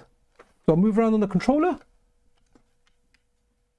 Okay, so I forgot I can control the controller. Oh, okay. Oh, wow, this is interesting. So that's a combination of mouse and controller. So I'm moving them around with the controller and with the mouse, which I can actually use. Okay, so I can use the left analog stick for the mouse. Right, I'm not going to get into the nitty gritty of how to play this, but man, look at this. This was, you see, in my head, right? Before revisiting and looking at this game, I just remember this game looking like amazingly well, man. Amazingly well. Like, just looking at it and thinking like, wow, just look at this game. Okay, there's a boat here. Let's get in the boat. Like, it had so many different vehicles and things you could get into. Here you go. Look, I'm in a boat, guys. I mean, look at that. We're rocking this on the Amiga. Like, this game for me, at the time it blew me away. I had no idea what you kind of done in it. I just kind of wandered around. I don't remember actually like playing this game and getting on with it. But man, the game for as far as like look at that, we've got like a seagull flying in sea. It was amazing. You get to ride, I think, a tank, a bicycle, a whole bunch of other stuff. And here I am, and I'm lost at sea. Right, so next up, we've got Prince of Persia. We're doing Prince of Persia because you know what, Prince of Persia was. It's what I've got listed as what this stream is, as the game on there. So let's just go give Prince of Persia some love, guys. Is anyone actually playing that Prince of Persia Metroidvania? I really do like Metroidvanias. I've got it. I've got it for the Switch. But I haven't gone beyond the intro. I didn't really like the intro. It was a bit big game, you know, like all this stuff. All that. I just like a game where I kind of jump into it. Okay, let's have a look. Speedboat was cool. Wicked. Yeah, there you go. Oh, wicked. Yeah, so Ninja Running World, Amiga Vision, you can probably see it in chat, says installation is documented on site too. So you can use the Amiga Vision, front end and the stuff that they do on the mini Amiga. You can use it on an emulator. You can use it on the Mister, the Analogue Pocket. So there's a number of different sources that you can use, man, on that. So that's just absolutely wicked.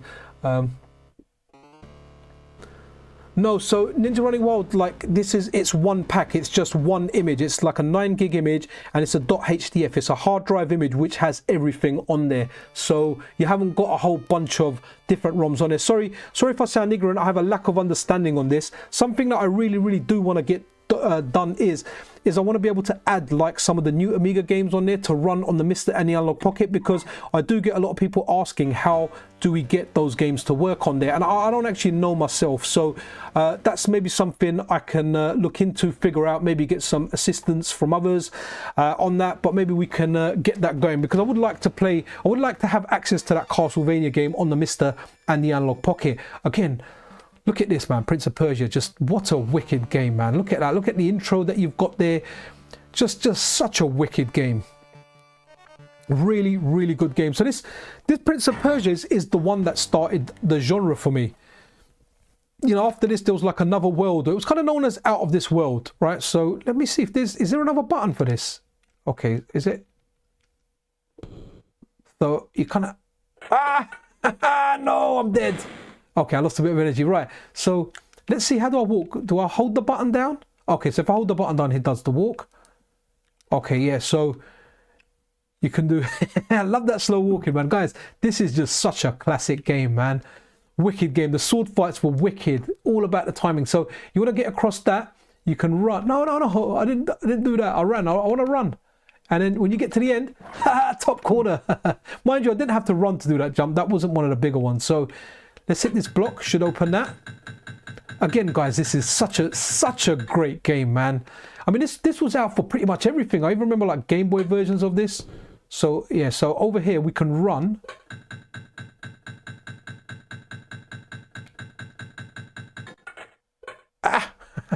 Okay, so yeah, this is what it's definitely better to play this. If you're playing it like with a one button style, you want to play this with an arcade. Not an arcade stick, just one of those, you know, the sticks. And guys, you remember on the Amiga, right? When I played stuff on the Amiga, everything was everything was one-handed. I think there's a block here that closes it, if I remember correctly. Let's see. Okay, that was a timer. See if I can make it. He made it. So let's go to the end here. Let's just try and jump from the end. Nice. Oh, here you go. He gets the sword. Okay, you can't. All right, so now you can turn around, move it down. No, I thought I turned around. Okay, my bad.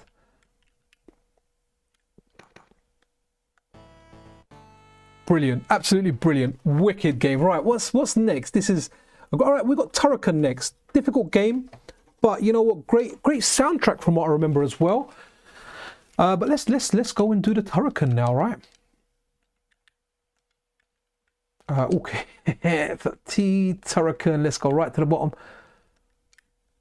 Okay, we'll go to the original Turrican, but look, we've got a Turrican 2 AGA as well, so it's nice to see the 1200 versions, because look, when I had the Amiga, I was only ever able to play like the Amiga 500 stuff. That was the most common one. That's what everyone had. We all had the Amiga 500, and we loved it. It was brilliant, right? It was absolutely superb. But it was some games. The actual version of Super Street Fighter, not Super Turbo, but Super Street Fighter 2, man, the Amiga version is good. The only thing about the Amiga version is the screen, the horizontal side is a little bit too long, so you end up the distance is it's too long, but it plays really well. I mean, it's the best version of Street Fighter on the Amiga. Like the normal version of 2 was just terrible.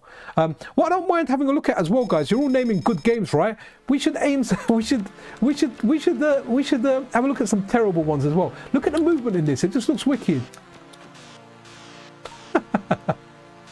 I think, okay, I thought you could jump on them as well. I might be mistaken.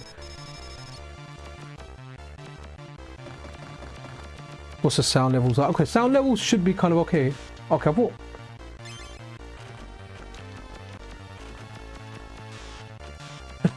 Yeah, man, this game was tough, but man, did it look good? I mean, it looked fantastically well. At the time, it was like one of the best looking games, and even when you die, right, that explosion is just wicked.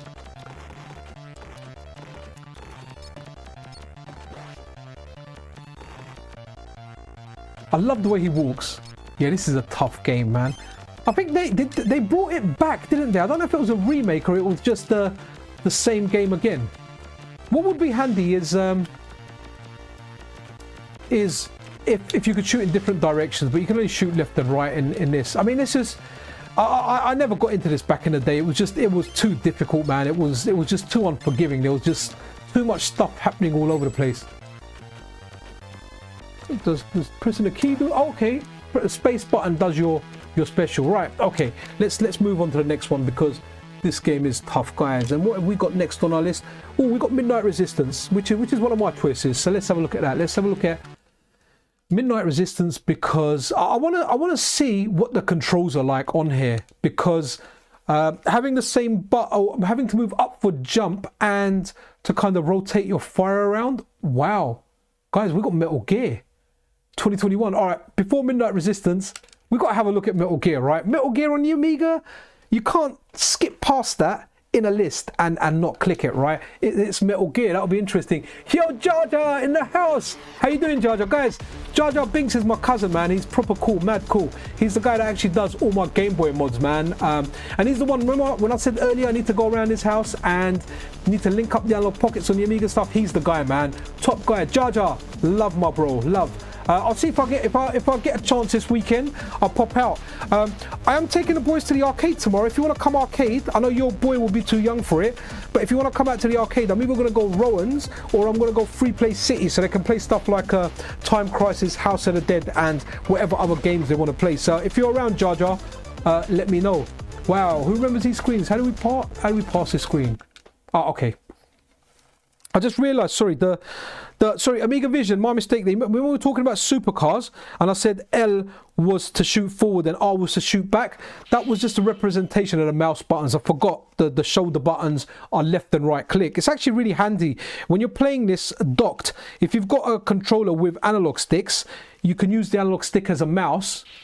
Okay, wow, this is interesting. So I'm not familiar with. Okay, so this is the first Metal Gear, right? But a port for the Amiga. I'm not too familiar with it, which I think the first Metal Gear is like a NES game. I mean, I only got onto Metal Gear when it was Metal Gear Solid on the PlayStation 1, which was like one of the most amazing games I've ever played, man. Wow. Okay, that's cool to see. Okay. Again, very, very cool. Metal Gear. And you know, it's really funny. My cousin, Jar Jar, he's the biggest Metal Gear fan you'll ever meet, right? Absolutely loves it. More calls? Okay. Right, interesting.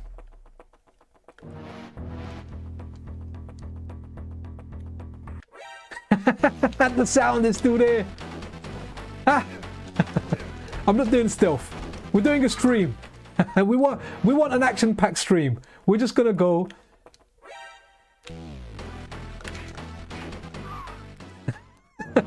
I'm nearly dead. Let's see if you can smoke. Okay, awesome.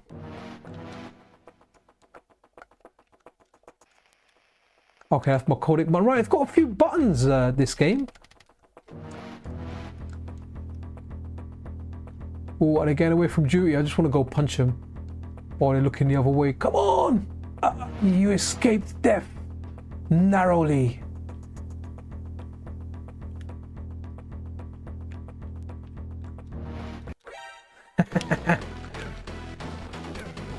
Oh, I'm pressing the wrong button. Wicked. All right, let's go check out Midnight Resistance. Fantastic.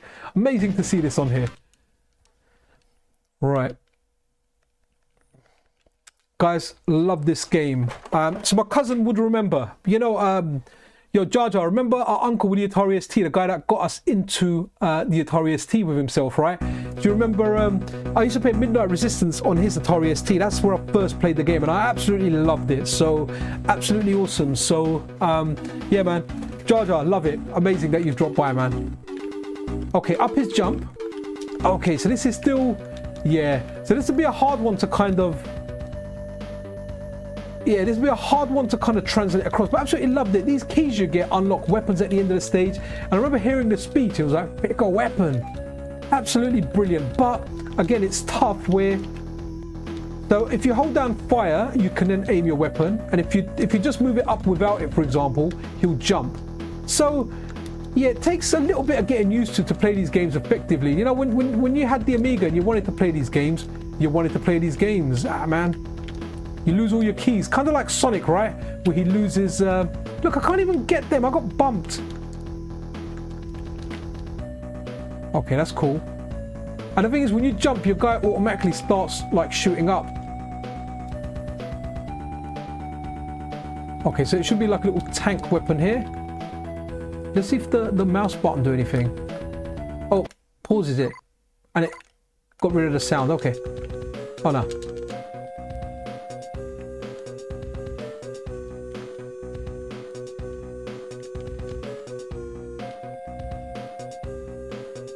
See, this would have been great in the arcade with a rotation controller, you know? Really like those controllers. There was that stick, the Thunder something stick, but it was expensive, man. So I didn't get it. But if there's a cheaper solution where it's like a homemade one, I'd love to get like a rotation stick. I'd even use it to play like Guerrilla War and emulation. That's a game I really used to like. Used to play that in the arcade, and Outzone was another one that we played on a rotation controller. So that was available via rotary controller and a normal controller. So there's a few different arcade machines. Right, let's go. I think I really liked fire as well. So let's see. Yeah, let's go for. What did a nitro give you? I can't remember. So let's go. Okay, let's go nitro. I can't remember what that was. I don't have two keys. Barrier was good. It was like a little floating force field around you. Guys, I love this game. We've got the arcade core as well, haven't we? Then I just really like the flamethrower, man. I thought it looked wicked.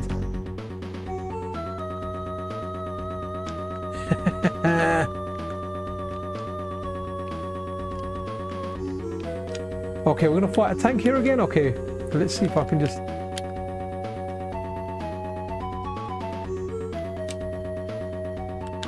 Oh, okay.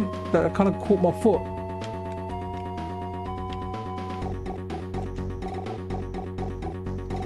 Look at that. You destroy it and it chucks out a bomb. But all right, let's move on to the next one because, you know, there's plenty of games, right? 3,000 games plus. We're not going to be able to go through them all. There's a game here called Black Crypt. And that's one thing I'm really enjoying in this stream.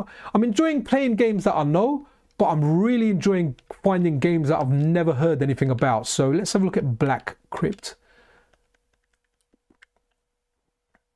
Okay, here we go. Black Crypt. Ooh, oh, okay. It's one of them dungeon crawlers by Electronic Arts.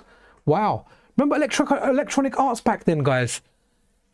Before they were EA, you know, before they were like this fashion thing, before it became a thing, it was like, yes, Electronic Arts. I remember the game was at the Immortal on the Mega Drive. It was out for the Atari ST as well. That was awesome. The Amiga Vision of S64 Nitro was a top view road racer. Ah, cool. We've got Nitro on the list. So what we've got, okay, we're on the third post-it now. I've only got a couple of requests left actually. So Lemmings Nitro. Let me have a look at see if there's any games there. Guys, if you want to shout any games out, just say it in chat. Oh, Scalino, thank you, man. Port of MSX game, appreciate that, man.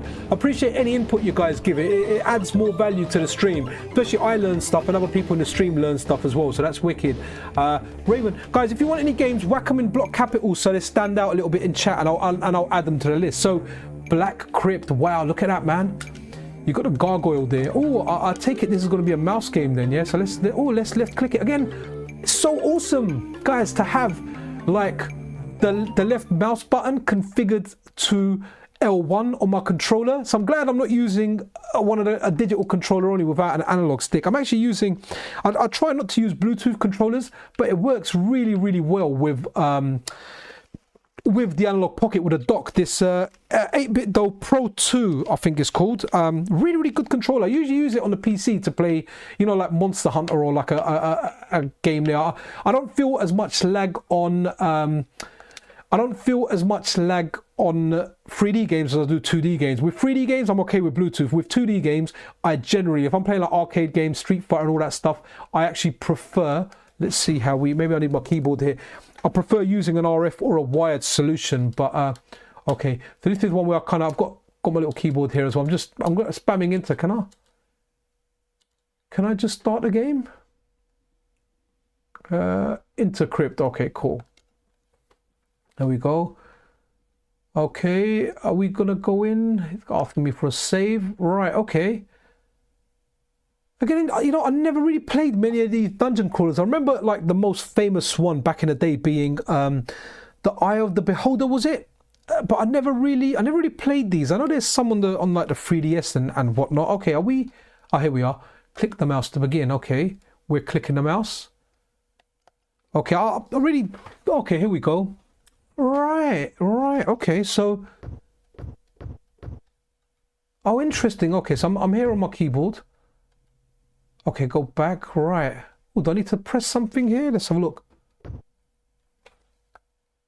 Okay, I found the wooden shield. Okay, so let's give, okay, let me actually use the mouse. It'll move it out a little bit slower. Right, okay, cool. Yeah, even with a trackpad, this is working well. I mean, oh, there's a bag here as well. Can I grab the bag? Who needs a bag? Yeah, old boy, you can do with a bag, huh? You can put your wand in that. Chill out, huh? Don't say I never sort you out anything, right? So okay, can't play with a controller. Let me put the controller down and just play this on keyboard and trackpad for a bit. So okay. Right, okay. Okay, no denying it, this is a good game, but let's have a look at Lemmings now, right? Oh, let me keep this out as well then, because Lemmings is going to be using the mouse. Lemmings was wicked. That was a cutting edge game for its time, man. When it came out, the stop Lemming, I mean, I completely forgot how to play it, but you know what, we'll give it a shot. So we'll go Lemmings. Okay, there's a few different ones, right? So Lemmings Holidays. Oh, let's go to skip intro. Come on. Here we go. Oh, no. Maybe the intro will look nice. Let's unskip that. Right, here we go. And expansion, RAM detected. Awesome stuff. Diagnosis was another one that made a few games. They made like Shadow of the Beast and that stuff. Some of the artwork is fantastic. What's chat saying? Yeah, so the Dungeon Master stuff. Yeah, never played too many of those games, to be honest. But I can see why they were good. There's one that I played on the 3DS. It was really good. You kind of go in the dungeon and it maps everything out for you. I can't remember which one it was. I think it was made by the same people that do those Persona games. I think it was one of those. Yeah, we'll try out Ori. We'll try out Gods. I never really played it, to be honest, but we'll check that out. I'm gonna try and install the Amiga Core. Yeah, SNK Kev, it's very, very easy. On the Amiga Vision website, it pretty much rocks you through it. I mean, the updater will likely grab everything for you. You just need to add the image in Assets, Amiga, and Common, and that's pretty much it. Job done after you run the updater. Right, let's, again, like really nice and colorful. Right, okay, let's do this trackpad style now. So one, I didn't know you could play Lemmings multiplayer. Okay, that's interesting. Okay, so they had to get some to dig, right? So do I press here to dig? Okay, do I highlight a bunch of them?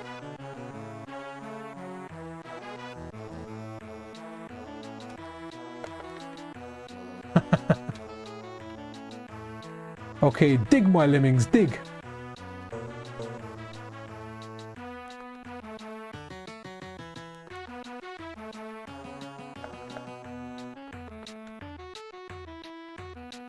Okay, I don't know what I'm doing, but this is lemmings, guys. It's a great. Oh, okay, no, I've only got. I have to select that. I've only got 10 of those, right? So, here we go. Okay, cool. I remember there was like the blocker one that stopped them going the wrong way, but I think that's all I need for the first one, right? He's gonna dig down. They can only go left and right. There's no trap there. So initially, the first one is just an introduction, right? Blood money. Did I write that down? Let's write blood money.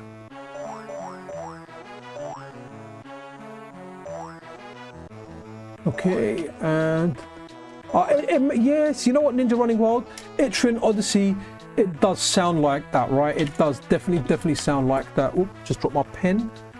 Let me okay, cool.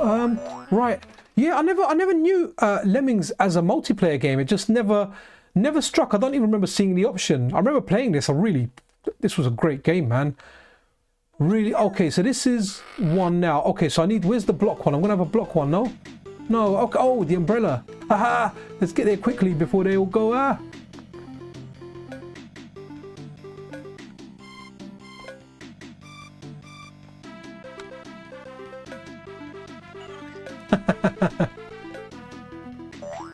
Again, this core's come along really nice. So if you've got like your Analogue Pocket on your desk, right? And you know you've got a keyboard and a mouse there, you really can get the most out of the Amiga. I mean, I'm doing this on typically a front room setup, right, with a trackpad and a keyboard in one, like one of those Logitech ones. But yeah, Lemmings is playing every bit as good as we ever remember. Someone wanted the sequel, right? So shall we check the sequel? Here we go, Lemmings 2. How much of a difference is Lemmings 2? And the other thing is where I've got this keyboard plugged in, I can control the OS. I can control the front end with the up, down, left, right key. You know, you would think enter's the button that you want to press in order to progress. And you press enter and it works. You press backspace, it takes you back. So it's very well thought out, even if you're only using a keyboard. So if, let's say, for example, you didn't have a controller plugged in, you got, and I think the Analogue Pocket may possibly support keyboard. I'm not actually sure if the Analogue OS supports it. Should we have a look? Let's have a look. So let me bring up the OS a second. No, okay, so my keyboard's not supporting the OS. Okay, cool. All right. Thought we'd try that. Extra RAM, everything detected. Wicked. Oh, Jimmy White's Whirlwind Snooker. We can give that a look. That was a big game, and that was a very good game. Very critically acclaimed. Everyone that was into snooker loved it, and over here in the UK, snooker is big. We'll give that a whirl, man. I mean, we got to try some bad games as well, guys. We're looking at great games, and I get it, Amiga's got a whole load of great games, but for every great game it had, it probably had like 2 or 3 really bad ones, right? I'm definitely gonna, let me write Street Fighter on there, because we're gonna look at the normal version of SF2 and exactly how terrible it is. Okay, what we doing here? Right, okay, let's go. Oh, okay, wow, this just chucks you in there, right? So, oh, so he's gonna have to jump here. So let's jump. Right, okay. All right, guys, you know what? I'm not even gonna try and get into this. Let's move on to the next one. But yeah, Lemmings 2 looks like a big jump up from Lemmings 1, man. Wow. I mean, Lemmings 1 was all the rage, right? That's what... It was something new. I remember coming out as a different type of game, like a different type of strategy game that came out. So that was big. So let's check out Nitro, because I've heard of it. I may have even played it. Maybe when I see it, I'll remember it. Or maybe I have played this, you know. I think I have played it. I remember a Formula 1 bird's eye view game as well. Supercars was always the best for me, though. So, you know, anything else will always live in its shadow. Even if the game may even be better than it, who knows? But yeah, Nitro's good. So guys, on the Analogue Pocket, if you haven't got the Amiga Vision Core on there, go grab it, guys. And one bit of advice that I'll give you guys is, look, I did a tutorial previously, definitely for the Mister. I may have even done one for the Analogue Pocket previously, like we're talking like a year ago or something, right? Or 6 months ago, I did a tutorial. Now, what happened is, after a certain amount of time, the image wasn't available, and I got a lot of questions saying, where's the image? Where is it? Where is it? So I actually kind of spoke to Amiga Vision in the background as well, seeing what's happening. Amiga Vision, well, look, don't worry, another one's coming. There's an image there right now. Grab it, because you don't know if a little time from now you're not gonna, you know, you're not gonna be able to get that image again. So it's just a little bit of friendly advice, right? So don't think, oh, you know what, I'm going to do it next week, right? I'm not trying to scaremonger you or anything, but I'll grab it straight away, right? But in my experience, the previous one, it was around for quite a period of time, and then all of a sudden I just started getting loads of comments saying, oh, your links aren't working, and they weren't available. So all I'll say, guys, is for this one especially, if you do want to check out the Amiga, grab it. Add it on your Analogue Pocket. Honestly, it really isn't that scary. When I get a bit of time, I'll try and do a dedicated video just running you guys through the process. It really isn't that difficult, but you know, I'll try and put like a helping video out there. Amiga Vision are always really cool as well. You know, they've got a really good write-up. What I would suggest is, you know, before asking anything, go onto the website and just try and read everything for yourself. Give it a read. It's not that difficult. More than likely, most of you guys will understand it. And then if you don't understand it and you come across an issue, then ask, right? But don't be like the person that just asks without actually checking yourself first, because you know what, we have to check stuff ourselves sometimes I'll get a comment on something asking me a question, and I've actually explained the answer to that within the first 60 seconds of the video. So I'll still be kind, and often I will actually answer that stuff as well. But you know, do a little bit of work yourself, and if you do get stuck, we're here to help, guys. We'll help, right? But do check stuff out for yourself as well. And again, reiterating the point, guys, that you know what, yeah, the Amiga Vision, it may not be around forever, so at your earliest convenience, grab it, put it in your pocket. And look, I mean, I've been streaming for, wow, over 2 hours now, and honestly, it really hasn't felt that long. I kind of said I'll kind of finish it at 2 hours, but I'm having too much fun, and my wife hasn't texted me yet or anything with any demands, so I'm all good. But you know what, I won't take the mickey out of my wife. Maybe by 7:30 I'll do it, and then I'll go help put the boys to bed. Mind you, it's Friday. They can probably stay up a little bit later. I know they're always up for it. This game's good, guys. Nitro's good. It's no Supercars 2 though. Supercars 2 is GOAT for me when it comes to bird's eye view racing games. I don't think there's a better one. I liked was it Rock and Roll Racing on the SNES, which it wasn't bird's eye view, it was more isometric, but I kind of class those ones as similar games because it's got those tank controls which are so like. But Supercars 2's GOAT, man. This isn't bad though. This isn't bad. Right, let's now check the next one. Oh, we've got Blood Money now. Okay, Blood Money. Let's have a look. Again, this is a game I know nothing of. Nothing of this Blood Money. So here we go, Blood Money. Oh wow, it's a shmup. Okay, I'm gonna enjoy this. I like shmups. Let's put on unlimited lives, unlimited energy. Let's try some cheats, right? Because we haven't tried cheats yet. Sorry, I'm controlling unlimited money. Start with max money. Yep. I think that's enough. Come on, let me start the game now. Ah, here we go. Cool. Wicked. Nice. Wicked. First. Amiga, yeah, no. Amiga Vision will be around forever, but it was more the image files that we're kind of talking about. Right, okay, let me look at chat, because I'm chatting a lot and I'm not engaging with the chat real time. So yeah, Jinkman, we did do Stunt Car Racer, dude. We done it, yeah. Yeah, the Link's Awakening DX HD was a... Yeah, so Link's Awakening HD, that was something different, wasn't it? That was a self-contained game running. I mean, it was brilliant. You could zoom out on the whole map, and the whole map is live. Everything is happening. It was really good. When you went into dungeons, you could see the boss. But yeah, so Star Fox X, yeah, do your own research. And I don't mean to sound that in a harsh way. It's just, I get a lot of questions where it's like you haven't even... Oh, let me turn that down a little bit.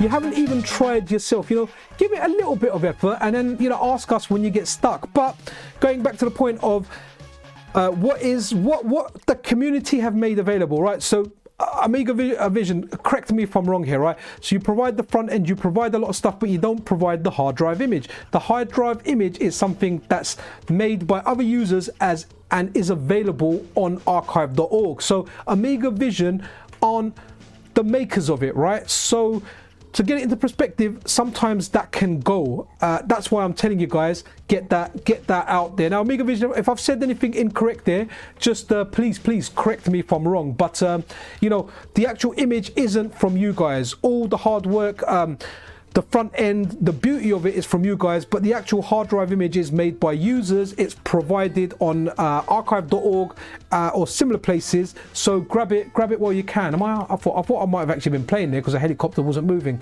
But let's check out Blood Money. Again, I like the helicopter vibe, right? It reminds me a little bit of Mr. Heli, because guys, I love Mr. Heli, man. Okay, I want to start the game. Hopefully the cheats hasn't broken it. We should have unlimited. Oh, look at that, 999. I forgot I'm invincible now. So let's see. You cannot kill me. I'm indestructible. Awesome. Okay. Okay, remember we turned on the cheats, and I turned on the cheats just to give you guys an example of, you know what, guys, the cheats are there. You can use them, right? Now, I wouldn't encourage you guys to use cheats, but I don't think there's anything wrong with them, right? I mean, you know, if you want to play a game, you want to play a game for the skill, right? And kind of get through it. But like I said, like Contra's a game that I want to play, and I want to complete the game, and I've been trying from when I was a kid. And you know, even when I was a kid, I used to get to the final stage, and that is it. All continues, everything used there, and back to it. Love the game. Need to complete. I'm not the biggest fan of like the bird's eye view stages on there. That's just something I feel I need to get through. It's all about the side-scrolling parts, right? But you know, I would turn on cheats. Maybe I'll do that on the Mister, because the Mister cheats, it's got some really good cheats built in into Mister. So I'll have to maybe complete that at one point. Not sure if I'll do a stream of it, because it will just look boring. I'm not going to die, and I'm just going to brute force my way through Contra. But yeah, Blood Money's good, and the cheats just work absolutely brilliantly. You saw how I selected them. Yeah, you just need to click stuff with your mouse before the game boots up, bang, and you're in. Very simple, and it's just nice to have them at the beginning, just the kind of way we did have stuff on the Amiga. When you launched the crack game, sometimes you got those options, if I remember correctly. But guys, this game's good. I like the way it scrolls left to right, now scrolling from top to bottom. So wicked. What's next? Ooh, Jimmy White's Whirlwind Snooker.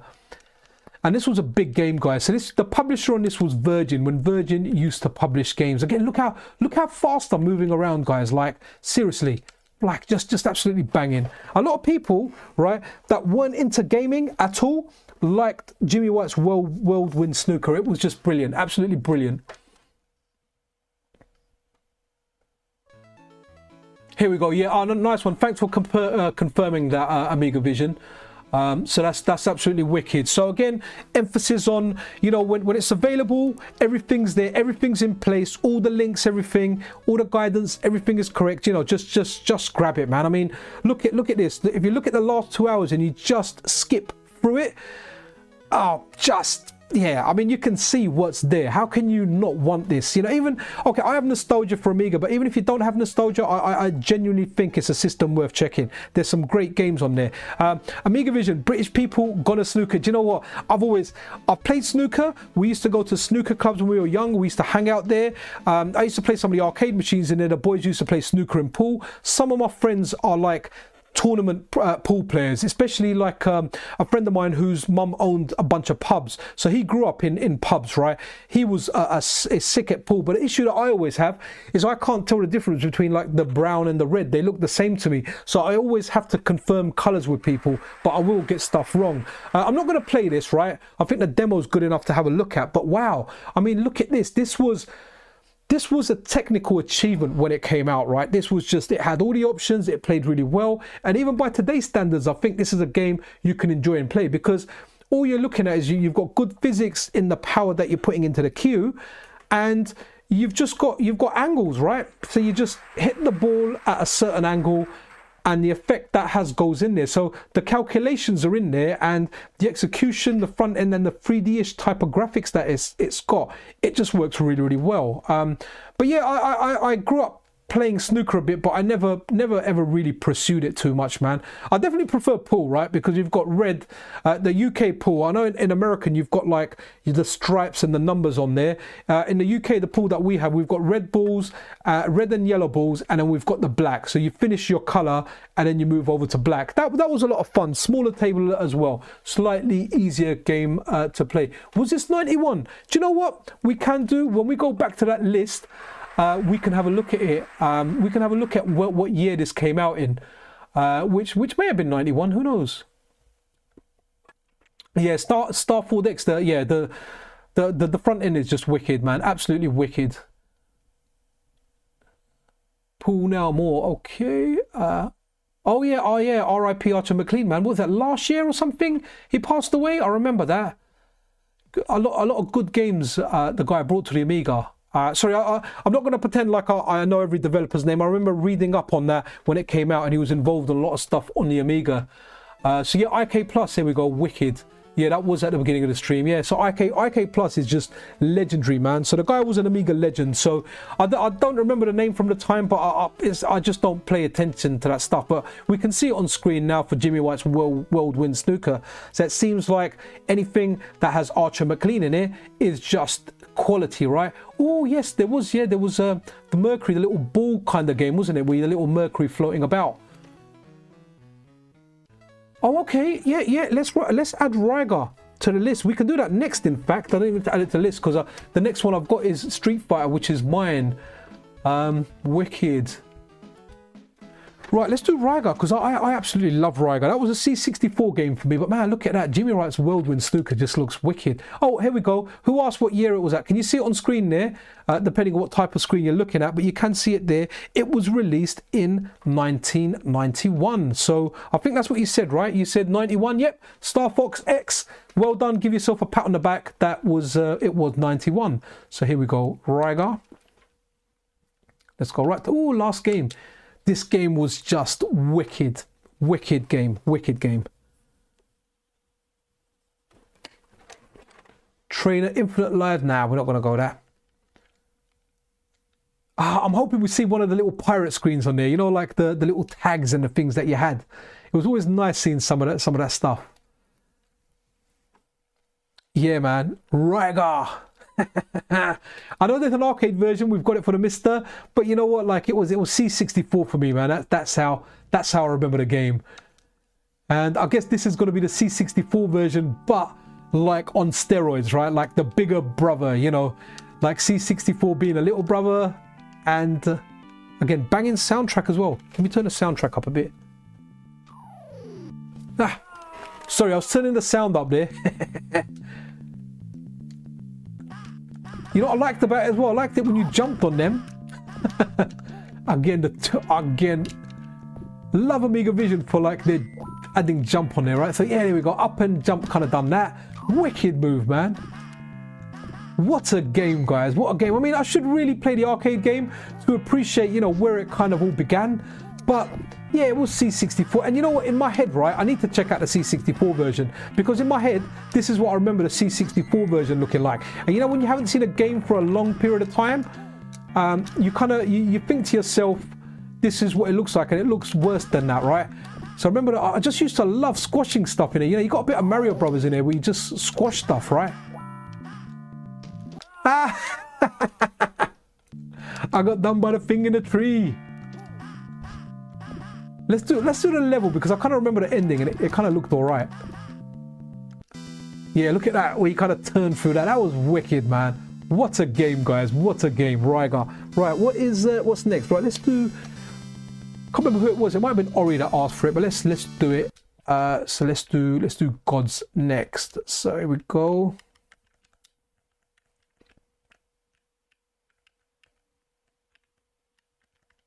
Not something I ever tried that. I remember seeing it at a time, and okay, so it's got a couple of things. Okay, second blue button jumps.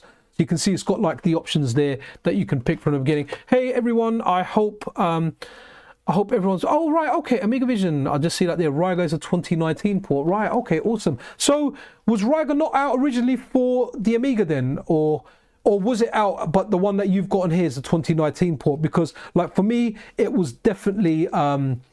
it was definitely about the C64, man. I need to get the C64 in there. I'm so lazy. I literally only put stuff on like my Mr. and my Analogue Pocket when I actually want to do videos, when I'm covering it as content, because it takes up so much time. Like the game I'm trying to play at the moment is I bought like the first 6 Yakuza games, right? And I'm only like 1 hour in to Yakuza 0, so I'm trying to go through them in order. So I want to, yeah, I want to play the Yakuza games, man. I would like to play them. They seem good. They seem like a good follower up to kind of Shenmue, like a good story-driven games with a decent amount of action in there as well. So again, this game never appealed to me. You know, I remember seeing it, just never ever, not once did I ever even want to put it on.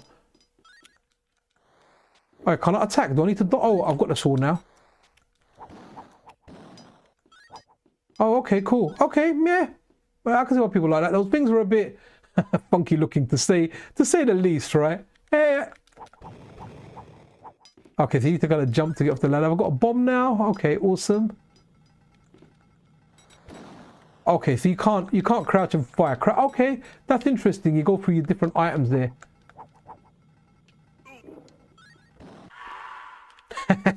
All right, guys, I just remembered one game that I want to check out, right? And this was a game, again, if Jar Jar Binks, if you're still watching, right, you know our uncle, right? So Jar Jar Binks, that would be your dad's younger brother and my mum's younger brother. Like me and Jar Jar Binks are closely related, right? But this is a game that we used to play around the uncles. I'm a little bit older. I'm like or maybe a decade, almost a decade older than Jar Jar Binks, like maybe 8, 9 years. But we used to play Batman around there, man. And it was just, I think it was this one here. Yes, it was this one. This one was wicked. It was a proper detective mode game, right? It was proper detective mode. But it's been a little while, but what we need to do, we need to just bring up some pocket sand. Right, okay, so look, here we go. We've got F1 for Penguin and we've got F2 for Joker. So that's the different stories you can do. So glad I did actually have a keyboard plugged in, you know. I mean, look at the graphics for this. You're in the back cave. It just reminds me of the Adam West style stuff, right? So not going to play too much of this. I just wanted to have a look at it. Look at the art style. Look at the top left where it says the back cave. Proper feels like a comic. And look, the other box jumps up. You go in the back computer. You go. I'm just picking up the Batarang down there. Okay.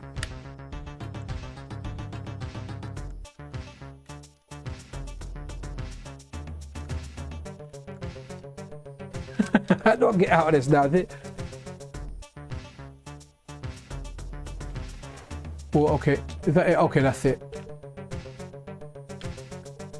This is interesting. It's almost like a point and clicky kind of detective-y, adventure-y kind of game. Now, I really liked this back in the day. You could do some fighting as well. Can you throw a punch? Here we go. Look, you can do some fighting as well. It's got like a little sweep. I think he had a punch as well, but maybe I'm mistaken. Maybe he just had the kicks, right? So I've got a back computer there. All right, well, you know what? Won't show you too much of this. I just wanted to have a look at this because this was awesome. Right, guys, block capitals for any requests you want to see. We'll get those on there. Implore you. Furry of the furries. It's go.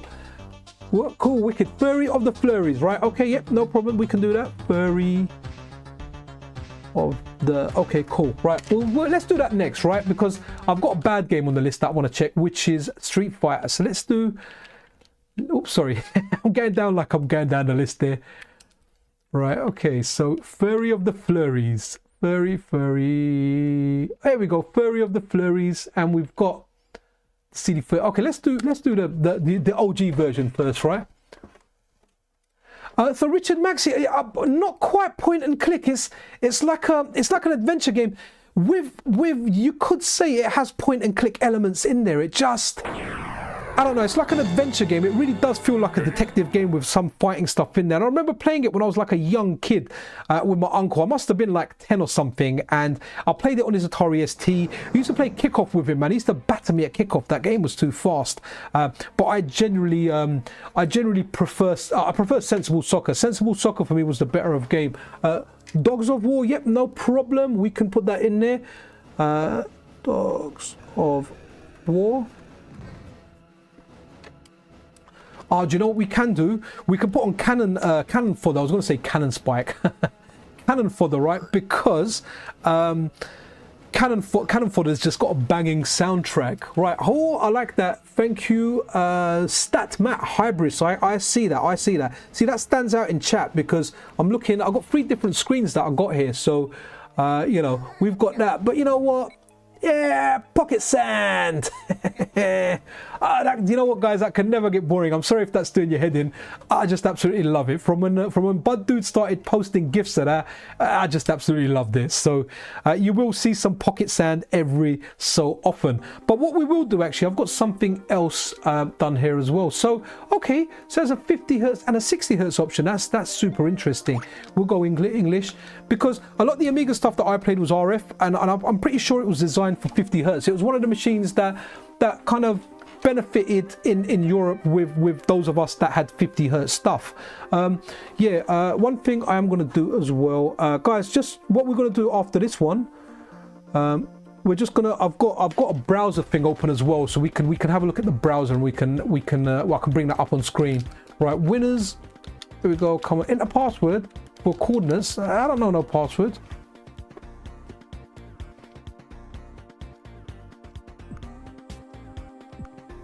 020, is it? Is that what it? Okay, yeah. So a lot of these games, if there was a password that you got in the manual, right? When you're running these versions, Pocket Sand, Bud Dude 2, man. I got that from you. It will never ever get old. Like, I forget to use it sometimes, but then when you came in chat earlier, I was like, you know what? Bud Dude 2's around. We need to get that Pocket Sand out, right? I mean, I'm almost tempted to put Pocket Sand in my pocket and flick it at someone, but I don't think it will go down well. What's really funny is the guys at my work, they love Pocket Sand because I showed them that GIF and I kind of, you know, explained it, and they just love the humor behind it. Okay, this is interesting.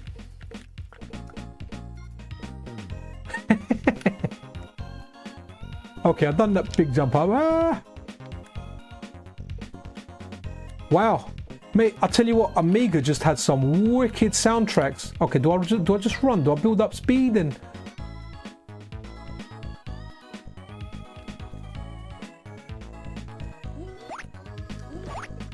oh wow, I like the fire he's got. That's very interesting.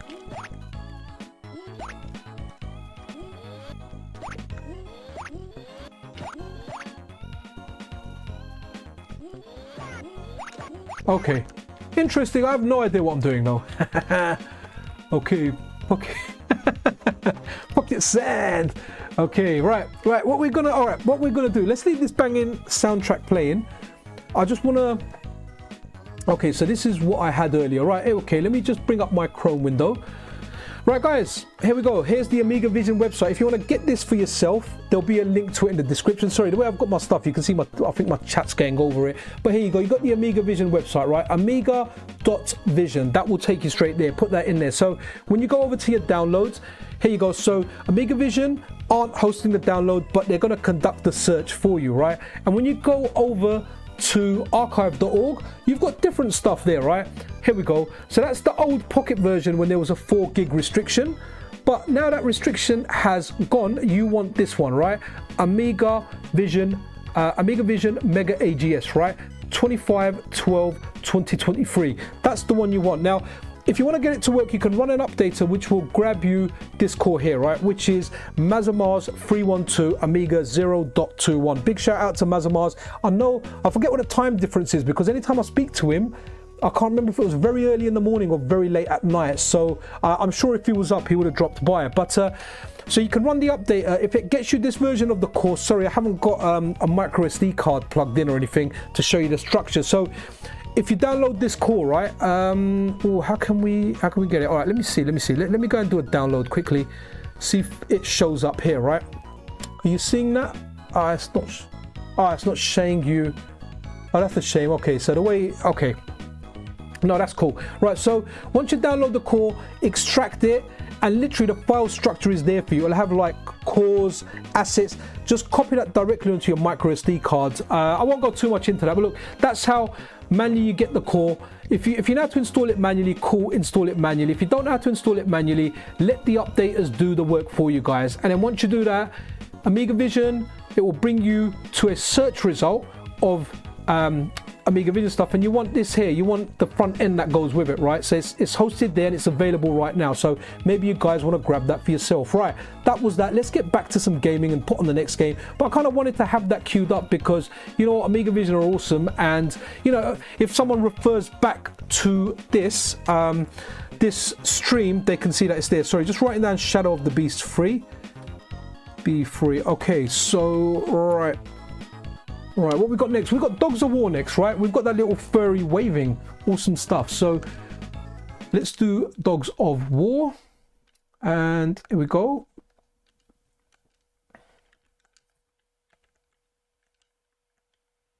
Oh, here we go, Dogs of War. Right, don't remember. Okay, it looks like a Akari Warriors type thing, yeah? That sounds interesting. Right, let's get a few more things. Wicked. Oh, jump. Okay, yeah, Amiga Vision. I was trying to jump there, man. I just weren't doing it right.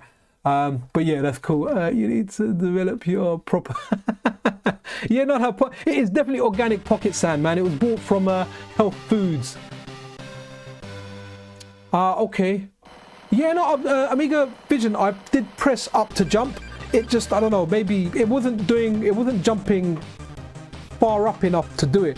I was moving it, but you know what, I'm not the best at playing games, right? I'm probably better at showing games. Is there okay, that's why. Yeah, so Mazamars is in Australia 6:30. Yeah, so 6:30 a.m. there. Yeah, because I can't remember when I've done the interview with him. It was either very early in the morning for me, and it was late at night for him, or it was like late in the evening for me, and it was very early in the morning for him. There was a big time difference, but Mazamars is absolute cool guy, man. Like seriously, what a cool guy. Right, hopefully the fire button is just gonna, okay, one player game, wicked. Oh wow, okay guys, maximum this is going to go on till, stream could end any time, but the maximum it's going to go out is till 8 o'clock. I think 3 hours is a fairly good time for a stream. But let's try and look at some bad games, guys. Like, we're having a look at how awesome the Amiga is, right? We want to have a look at some bad games as well now, right? Okay, so where are we going now? Let's pick. Oh, here we go. Let's go visit Mazamars, right? Here we go. Okay, so how much have I got? Right, just give me a machine. Okay.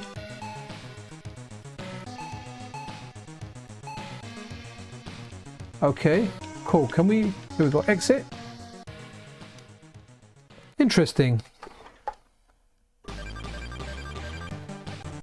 Yeah, so here we go. Yeah, so you just, yep, there we go. You just stopped the content of the zip, right? Sorry, so that's Mr. J25. Mr. J25. Oh, why haven't, oh. Okay, I haven't got a fire button, right? What's going on here? Unless I didn't, I really just kind of started. No, okay. Okay, I started the game without any weapons. Look, I've got all the different... I've got the weapons there, but I've got no ammo for them. But I'm brass, okay. So I'm just running along. And, alright, okay, cool. Right, so I've done something wrong there. Why didn't let me start like that, right? Let's go to the next game, Hybris, right? But this game looks good. Have to say, it looks good. I just kind of like didn't buy the weapons. I thought I did, but I didn't. Okay, Hybris. Okay, again, I should have looked at the picture. Maybe not look at the picture, right? But and we kind of go in there absolutely blind, even before the front end showed it. Okay, so it's some kind of spaceship game. Wicked. Okay, is that what I did? Wrong ammo. Wicked. I just ended up spamming buttons. I just want to get into the damn game, man. You want to okay, yep, we can do that with it. Yolanda, yeah, with a Y. Yep, Yolanda. Yeah. Okay, I like it sometimes, but I don't even have to play the game. We can just see it while it's running there, so that looks quite decent. Wicked. Yolanda, right? We'll do it. Yeah, wicked.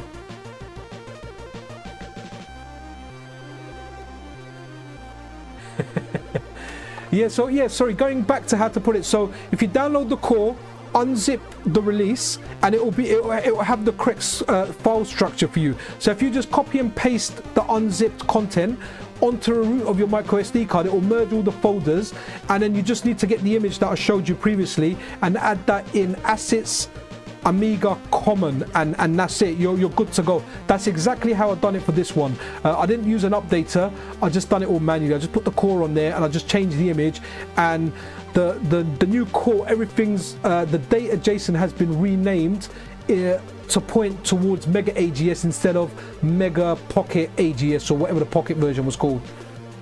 Oh wow, okay, right, well, in that case, Amiga Vision, let me press the button and begin. 2 17-year-olds, man. I'm really trying to get my kids are, you know, academically they're doing well, right? I really want to kind of get them into coding, and they use this stuff called like Scratch Plus, the 2 boys, like the 8 and 9-year-old, and they make games on there and they try like other people's games, and I really hope they kind of get into it. My daughter, who's older, she's kind of learning Python, but I'm not sure how much of an interest she's taken in there, but it'll be absolutely awesome, you know. They could maybe try and make a game, but like, no, make an old game. No, make it look like it's 30 years old. We don't want anything new. My boys, actually, they really like Rocket League, man. My youngest, I gave him my old laptop because I've got a new laptop, so I've set that up for them in the front room on their own desk and everything. My youngest one, who's 8, he's playing Halo Infinite multiplayer, man. The guy is sick. I just love watching him play. He keeps asking me to play with him so he can beat me up, right? But yeah, I just see him go in the room and he's always first or second in free for all. Like, he just goes in, destroys everyone, man. Like, he's just wicked at it. And I'm trying to encourage him to play on mouse and keyboard instead of a controller. Okay, Amiga Vision for like 2 17-year-olds. This game is fantastic, man. Wicked, decent shmup, man. I've lost my size. Right, okay. Where are we now? Are we okay? So before we go on a bad game, well, this might be a bad game. Someone asked for Shadow of the Beast 3, and I'm curious about that because I haven't actually seen. I only know Shadow of the Beast 1. So we put okay. So Shadow of the Beast 3. Okay, let's have a look at it. I should actually have a look at the picture and soak that in for a bit. I'm just so quick. I just pressed the button on there.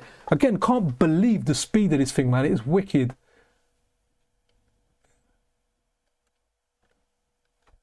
Yeah, you know, SNK Kev, who knows? AI is definitely making some jobs redundant, and I can see that. I'm quite fortunate in the job that I do, even though a lot of it is, a lot of the time is spent working on a computer. I'm operationally involved to an extent where I would have to be on site. The next position up, though, I can have like a hybrid system where I can work from home a bit, so I don't actually mind. So good thing about my job currently is if there's ever a reshuffle or anything, my position ends up staying. Sorry, I can't necessarily talk about it. We've got quite a strict social media, what's the word, policy, that we're not allowed to discuss stuff on there. So to be safe, I never really discuss anything about my job or what it is or whatever it is, anything about it. Right, let's see. Are we going in? Come on, let me just start the game. Okay, are we in the game? Remember the last one? I got stuck at the bottom of the ladder, man. Like, what was that about? Now on the Amiga, it was really weird. You had different screen sizes for games, didn't you? There was a whole bunch of different screen sizes, guys. Like, yeah, they were just, yeah, they were nuts, the sizes, man. Are we going through? Come on. Okay. Oh wow, okay, all right. Graphics are good. We've got our jump button. I love the scrolling on this, man. Is it parallax scrolling, or is it a different technique it uses? You know, I kind of know this from like the SNES, but this is working really well. It looks good, man. Okay, right. Playing this for like 10 seconds, I'm telling you now, this is already better than Shadow of the Beast 1.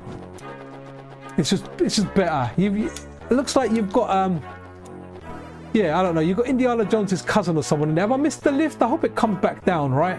So definitely, I'm gonna enjoy going up in the lift more than I'm going to enjoy going down that well on a ladder that I couldn't get off. Right, is that coming back down? Oh, it is coming back down. Cool. You definitely don't want to miss that.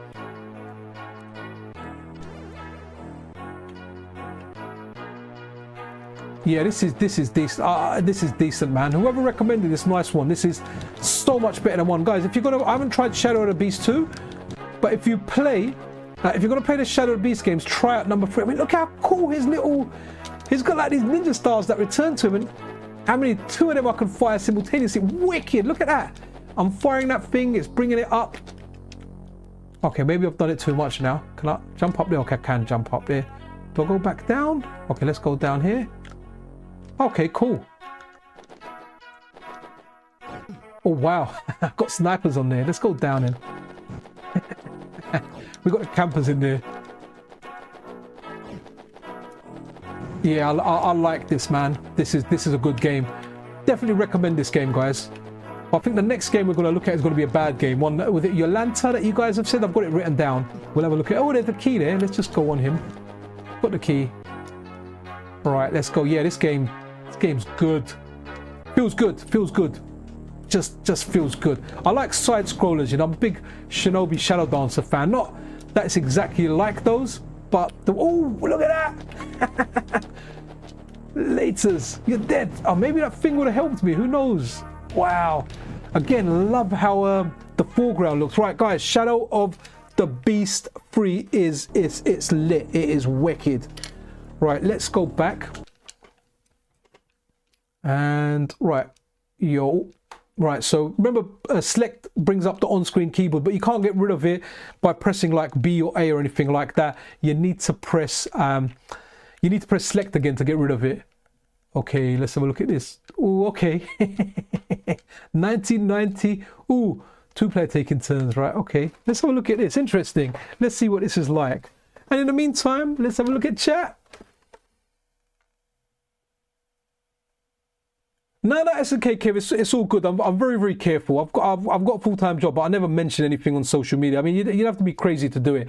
I mean, my boss sometimes jumps into the streams and says hello, but we don't discuss anything on there. You know, got to keep aspects of your life separate, right? You know, so that's what we do, guys. You know. Okay.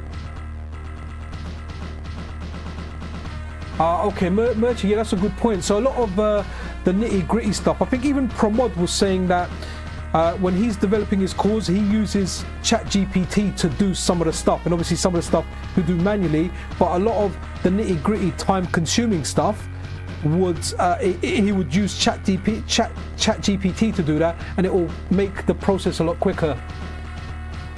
Okay, Amiga Vision. Well, I haven't tried number 2, but yeah, Shadow of the Beast 3 is really, really good, man. It's really, really good. Okay, let's check this. So this game's supposed to be bad. So, okay, I've only got a jump button. What? What the hell happened there?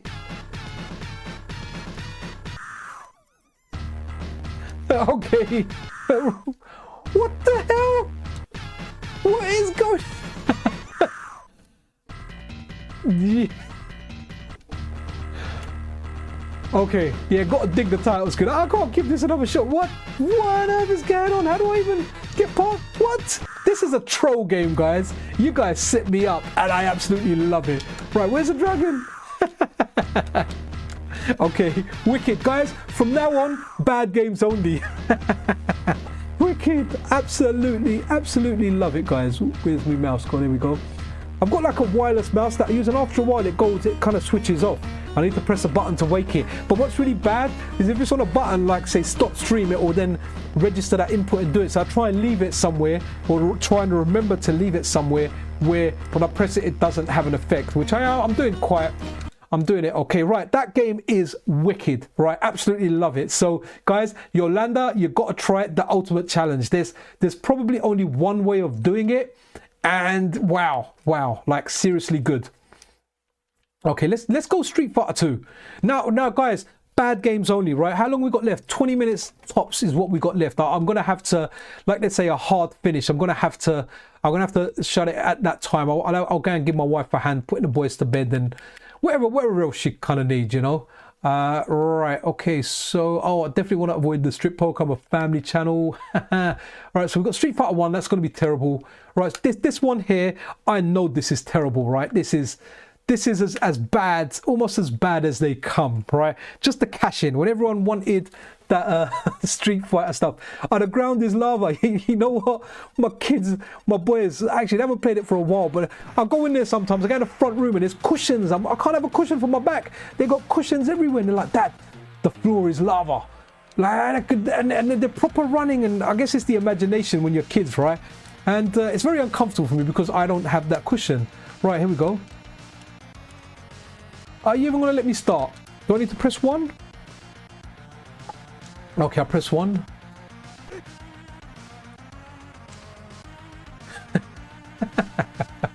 Okay, this is terrible. This is terrible. All right, let's go. Let's go, my boy Jimmy.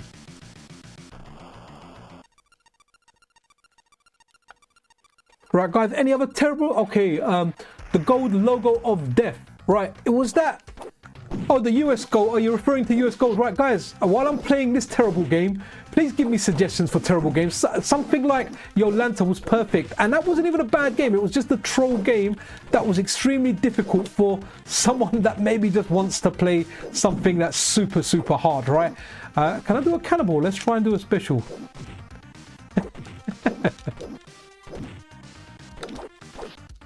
It's not even Chun-Li music.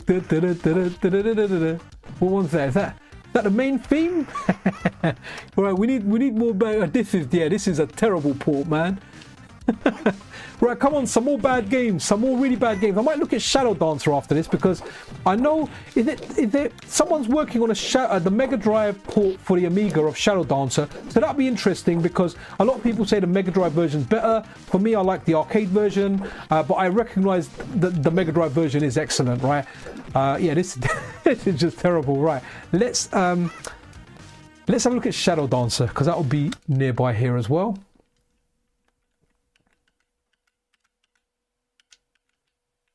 Here we go, Shadow Dancer. I don't remember this being too great, to be honest. There was as many great ports as there were for the Amiga. There was, oh no, did I just? No, I didn't. Okay, cool. As many good ports as there were for the Amiga, there were some bad ones as well, man. Oh, this ain't bad actually. Wow.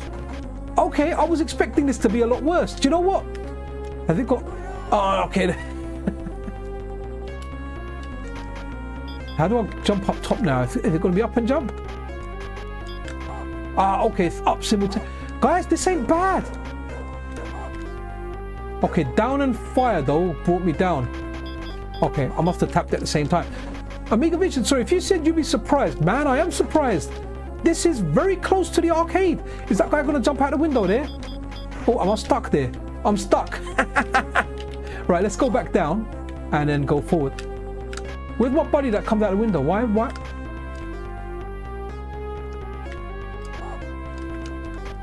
Okay, it doesn't come out the window. So the arcade version, the guy pops out the window there, but you can bump into him. You'd be very unlucky if you get attacked by him. Can I send the dog on him? the dog kills him. Wicked. Go get him, boy. Oh no, the ninja star killed him. Sorry. Ah. Wow, this is actually all right. Oh.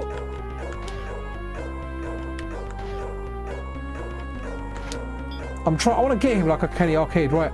No, I don't. I'm getting. Nope. Okay, go doggy. Have I got a close range attack? Let's see. Oh no, maybe that's where the guy pops out. Let's see. Very, very interesting.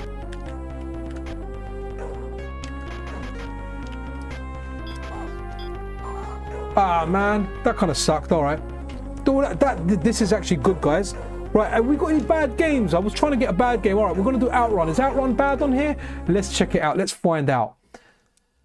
Outrun. I might even write them down now. Actually, I might just kind of start reacting to chat and do it right. You know what I'm interested in? I wonder if Outzone. Oh, I'm gonna have to check out Outzone as well. I love this. Huh? That's definitely not Outzone that I know. Okay, it's a different game. I'm thinking Outzone by Tower Plan. Dangerous Streets. All right, I'm gonna have to start writing these down. Let's write some down. Ooh, what, we've got 13 minutes left, and we're gonna try and do bad games. That Shadow Dancer was actually very, very good. It wasn't the arcade version, but by no means was it a bad game. I would have played that back in the day. on there. Is that a bit too loud? Right, hopefully guys, we're gonna get magical sound showered, right? Who wants that magical sound shower? Oh, wicked. Start the game.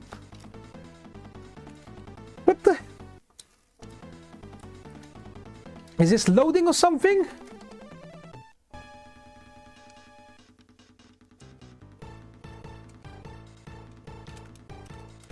Oh, is this Outrun?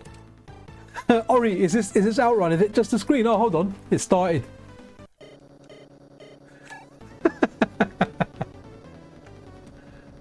Okay, so up is go. Have we got a gear shift in here? I'm looking, trying to see if it. Ah, okay, we've got low, high.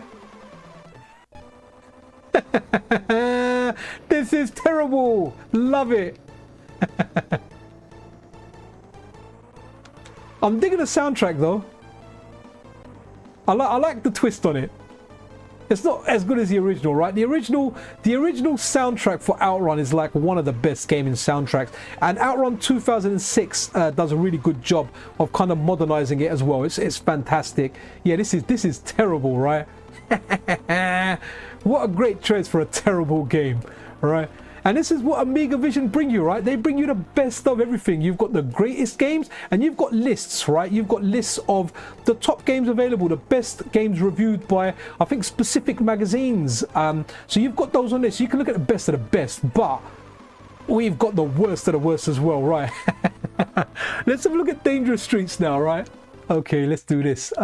Before we have a look at the Dangerous Streets, in fact, let's do one other thing. Oh, what's... Ah, here we go. We're back, right? Before we go in there, just to have a look at a bit more of the front end, right? So we're going about, okay, here we go. Nothing to see here, Amiga demo. And look, you've got this I'm feeling lucky feature as well, right? It will just launch a random game, which is fantastic. You've got 3,000 games on there. You can get random games on there. Then you've got your favorites. Anything you want to add as a favorite, you can add in there. Haven't added any yet. I likely should do that at some point. Right, Hall of Fame is really, really good. So if you're not familiar with the Amiga, or you're back on the Amiga, right? You're either not familiar with the Amiga, or you were familiar with the Amiga, but you can't remember what a lot of the games were called, right? So you've got all the different genres here, right? So here we go. We got role playing. Here we go. Eye of the Beholder. What I was talking about, the dungeon crawler that I knew about. You've got stuff like Shadowlands in here as well. So you've got a good bunch of games in here, right? But what I really like is if you go to charts, right? You've got Amiga Lore Top 100. So Amiga Lore, these are the top 100 rated games. Number one being Populous. And if we go all the way to the bottom, Lost Treasure. So every single game here is pretty much going to be a good game. So it's a great place to start. Then you've got Amiga Power, which is, look, you've got a picture of a magazine there, done nicely, so you get an idea of what exactly it's offering. Amiga Power, Top 100 from 1991, and then from 1992. So these are the games that would have been voted in the magazine for that year, the top 100. So you can have a look at lists of genuinely what is the best. And you've got different stuff on here as well. Lemon Amiga, which is an Amiga website, top 30. And you've got, you know, games that have been rated the best. And look, you've got Syndicate is a wicked game. Again, difficult to play games on mouse and keyboard, but I played this a lot. The Persuader-tron was just brilliant on the, it was absolutely brilliant. You could go around whacking people, they'll join your side, and you could literally use them as human fodder. Another World, so it's a great way to find games out, guys. Mr. Biffo top 10. I don't know who Mr. Biffo is, but you know what? You've got a list there, and you see some games repeating in the list. You know, you've got stuff like Sensible Soccer. You've got Syndicate that we just saw over there. So you're going to see stuff there. Retro Gamer. Okay, Retro Gamer is a publication that, as far as I know, is still going around, and you may still be able to get physical magazines. So Amiga 500 top 10. So Speedball 2 in there. We didn't have a look at that, but this game is fantastic. We're looking at bad games. It's actually difficult. I think if I spent the whole day, 12 hours doing a stream, we still not would be able to cover all the great games on the Amiga. There really are that many. But going back to the bad games, right? Okay, so sorry, we've got the charts, created content over here. Okay, so you've got a whole bunch of stuff in here as well that people have put together. So again, Wires, most influential. Here we go. So great stuff here. Okay, what's this here? Right, so some spotlight stuff. 10 games for every year between 1986 and 1995, cutting across genres, and select the great and or representative titles available at the time. So, you know, if you just want to go through history from 1986, so let's go 1990. The best games of 1990. We've got Pang here. Pang on the Amiga was absolutely fantastic. It's something, it's you know, the arcade game's the arcade game, but the Amiga game was brilliant. It was an excellent port. So Pang was fantastic on the Amiga. You know, check the next year. We've got Lotus 2 here.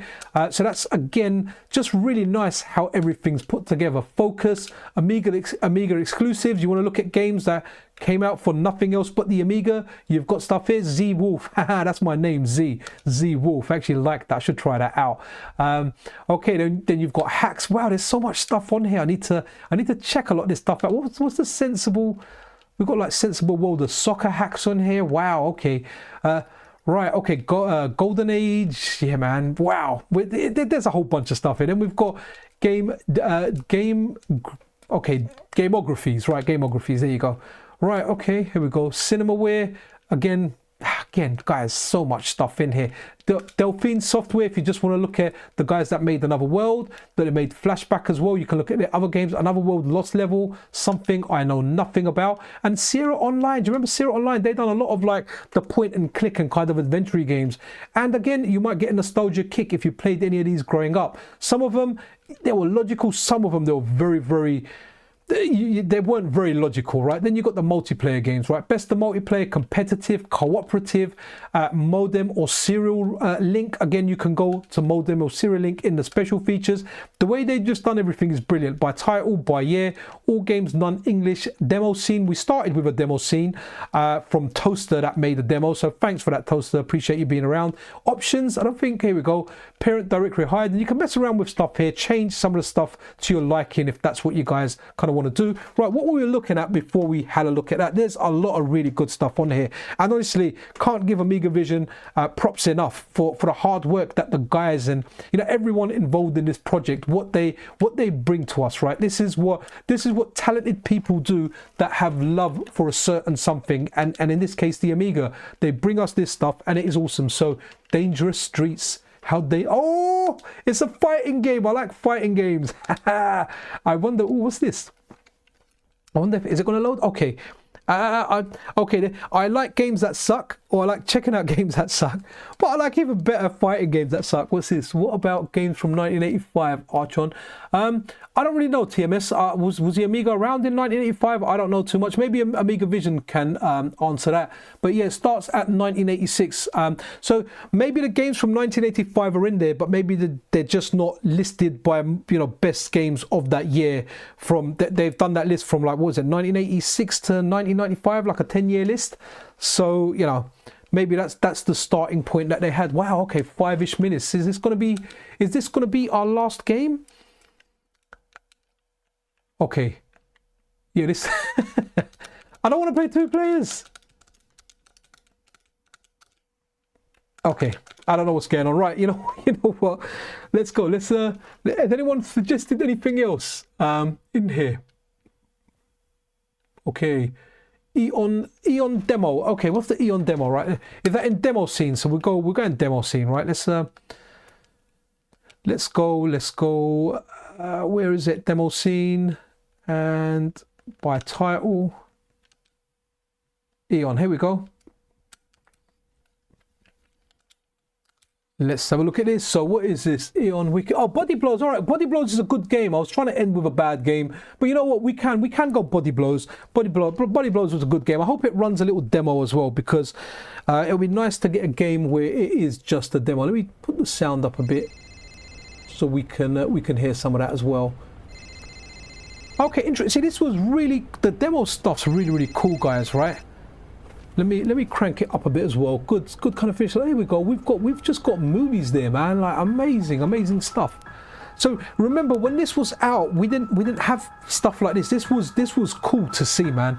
I need to look at the demo stuff some more. So Amiga Vision, thank you, and Toaster, thank you as well. Like, I appreciate you guys mentioning this here, because I've never really looked in the demo scene. I've always heard about it. Oh, the demo scene. But you know what? Growing up, I only ever played games, and that hasn't really changed that much. I'm still just playing the games. But wow, this is banging, guys. You might not be able to hear me, yeah? let me turn it down a bit so my voice does come over it a little bit. But yeah, this is banging, man. Okay, guys, you know what? This might be what to kind of end it on this demo. Let me crank it down a little bit so I know you guys can actually hear me and hopefully hear me clearly. But yeah, okay. Okay, you want to crank the music. This was your this was our YouTube. Okay, sorry, reading out the comments aloud there. Amazing stuff. So guys, yeah, this really is a wrap, right? Crank the volume. All right, you know what? Let's crank it.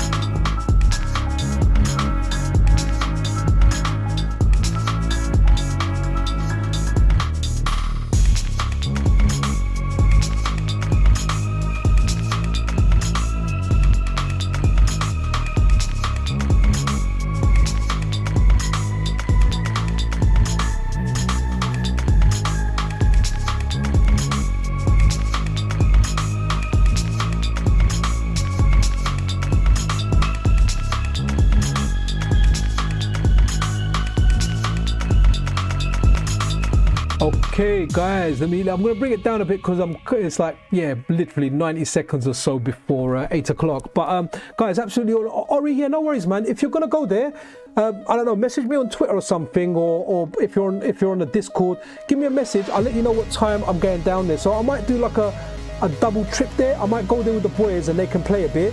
And I might even go there later. If there's going to be people there playing Street Fighter, I might go in the evening because obviously one admission covers the whole day. But guys, you know what? That's it for this stream. Like seriously, like absolutely awesome. Just a big thank you to everyone involved in there. Ori, Amiga Vision, there we go, Scalino, who else? TMS, everyone that was in here, guys. Buddu2, big shout out to Mazamars as well, who wasn't here. Amiga Vision again, absolutely love your stuff, man. Amazing update. So nice to have the full Mega AGS set on the Analogue Pocket. And guys, if you haven't got it, you need to check this stuff out, man. It's amazing. Yeah, that's it, guys. I'm gonna kind of end it here. Honestly, thank you everyone that tuned in. This demo is just wicked. In fact, even before I end it, I'm just gonna shut up and let this demo play a little bit more. But guys, I am out, right? This is me out, Pixel Cherry Ninja out. Let me crank up the volume now. I'm gonna turn off my mic and then I'm gonna do some things in the background. I'm just gonna end this stream when either the demo ends or it goes off for a bit. But guys, take care of yourself, take care of each other, guys. This is Pixel Cherry Ninja out. Demo's rolling though, so stick around.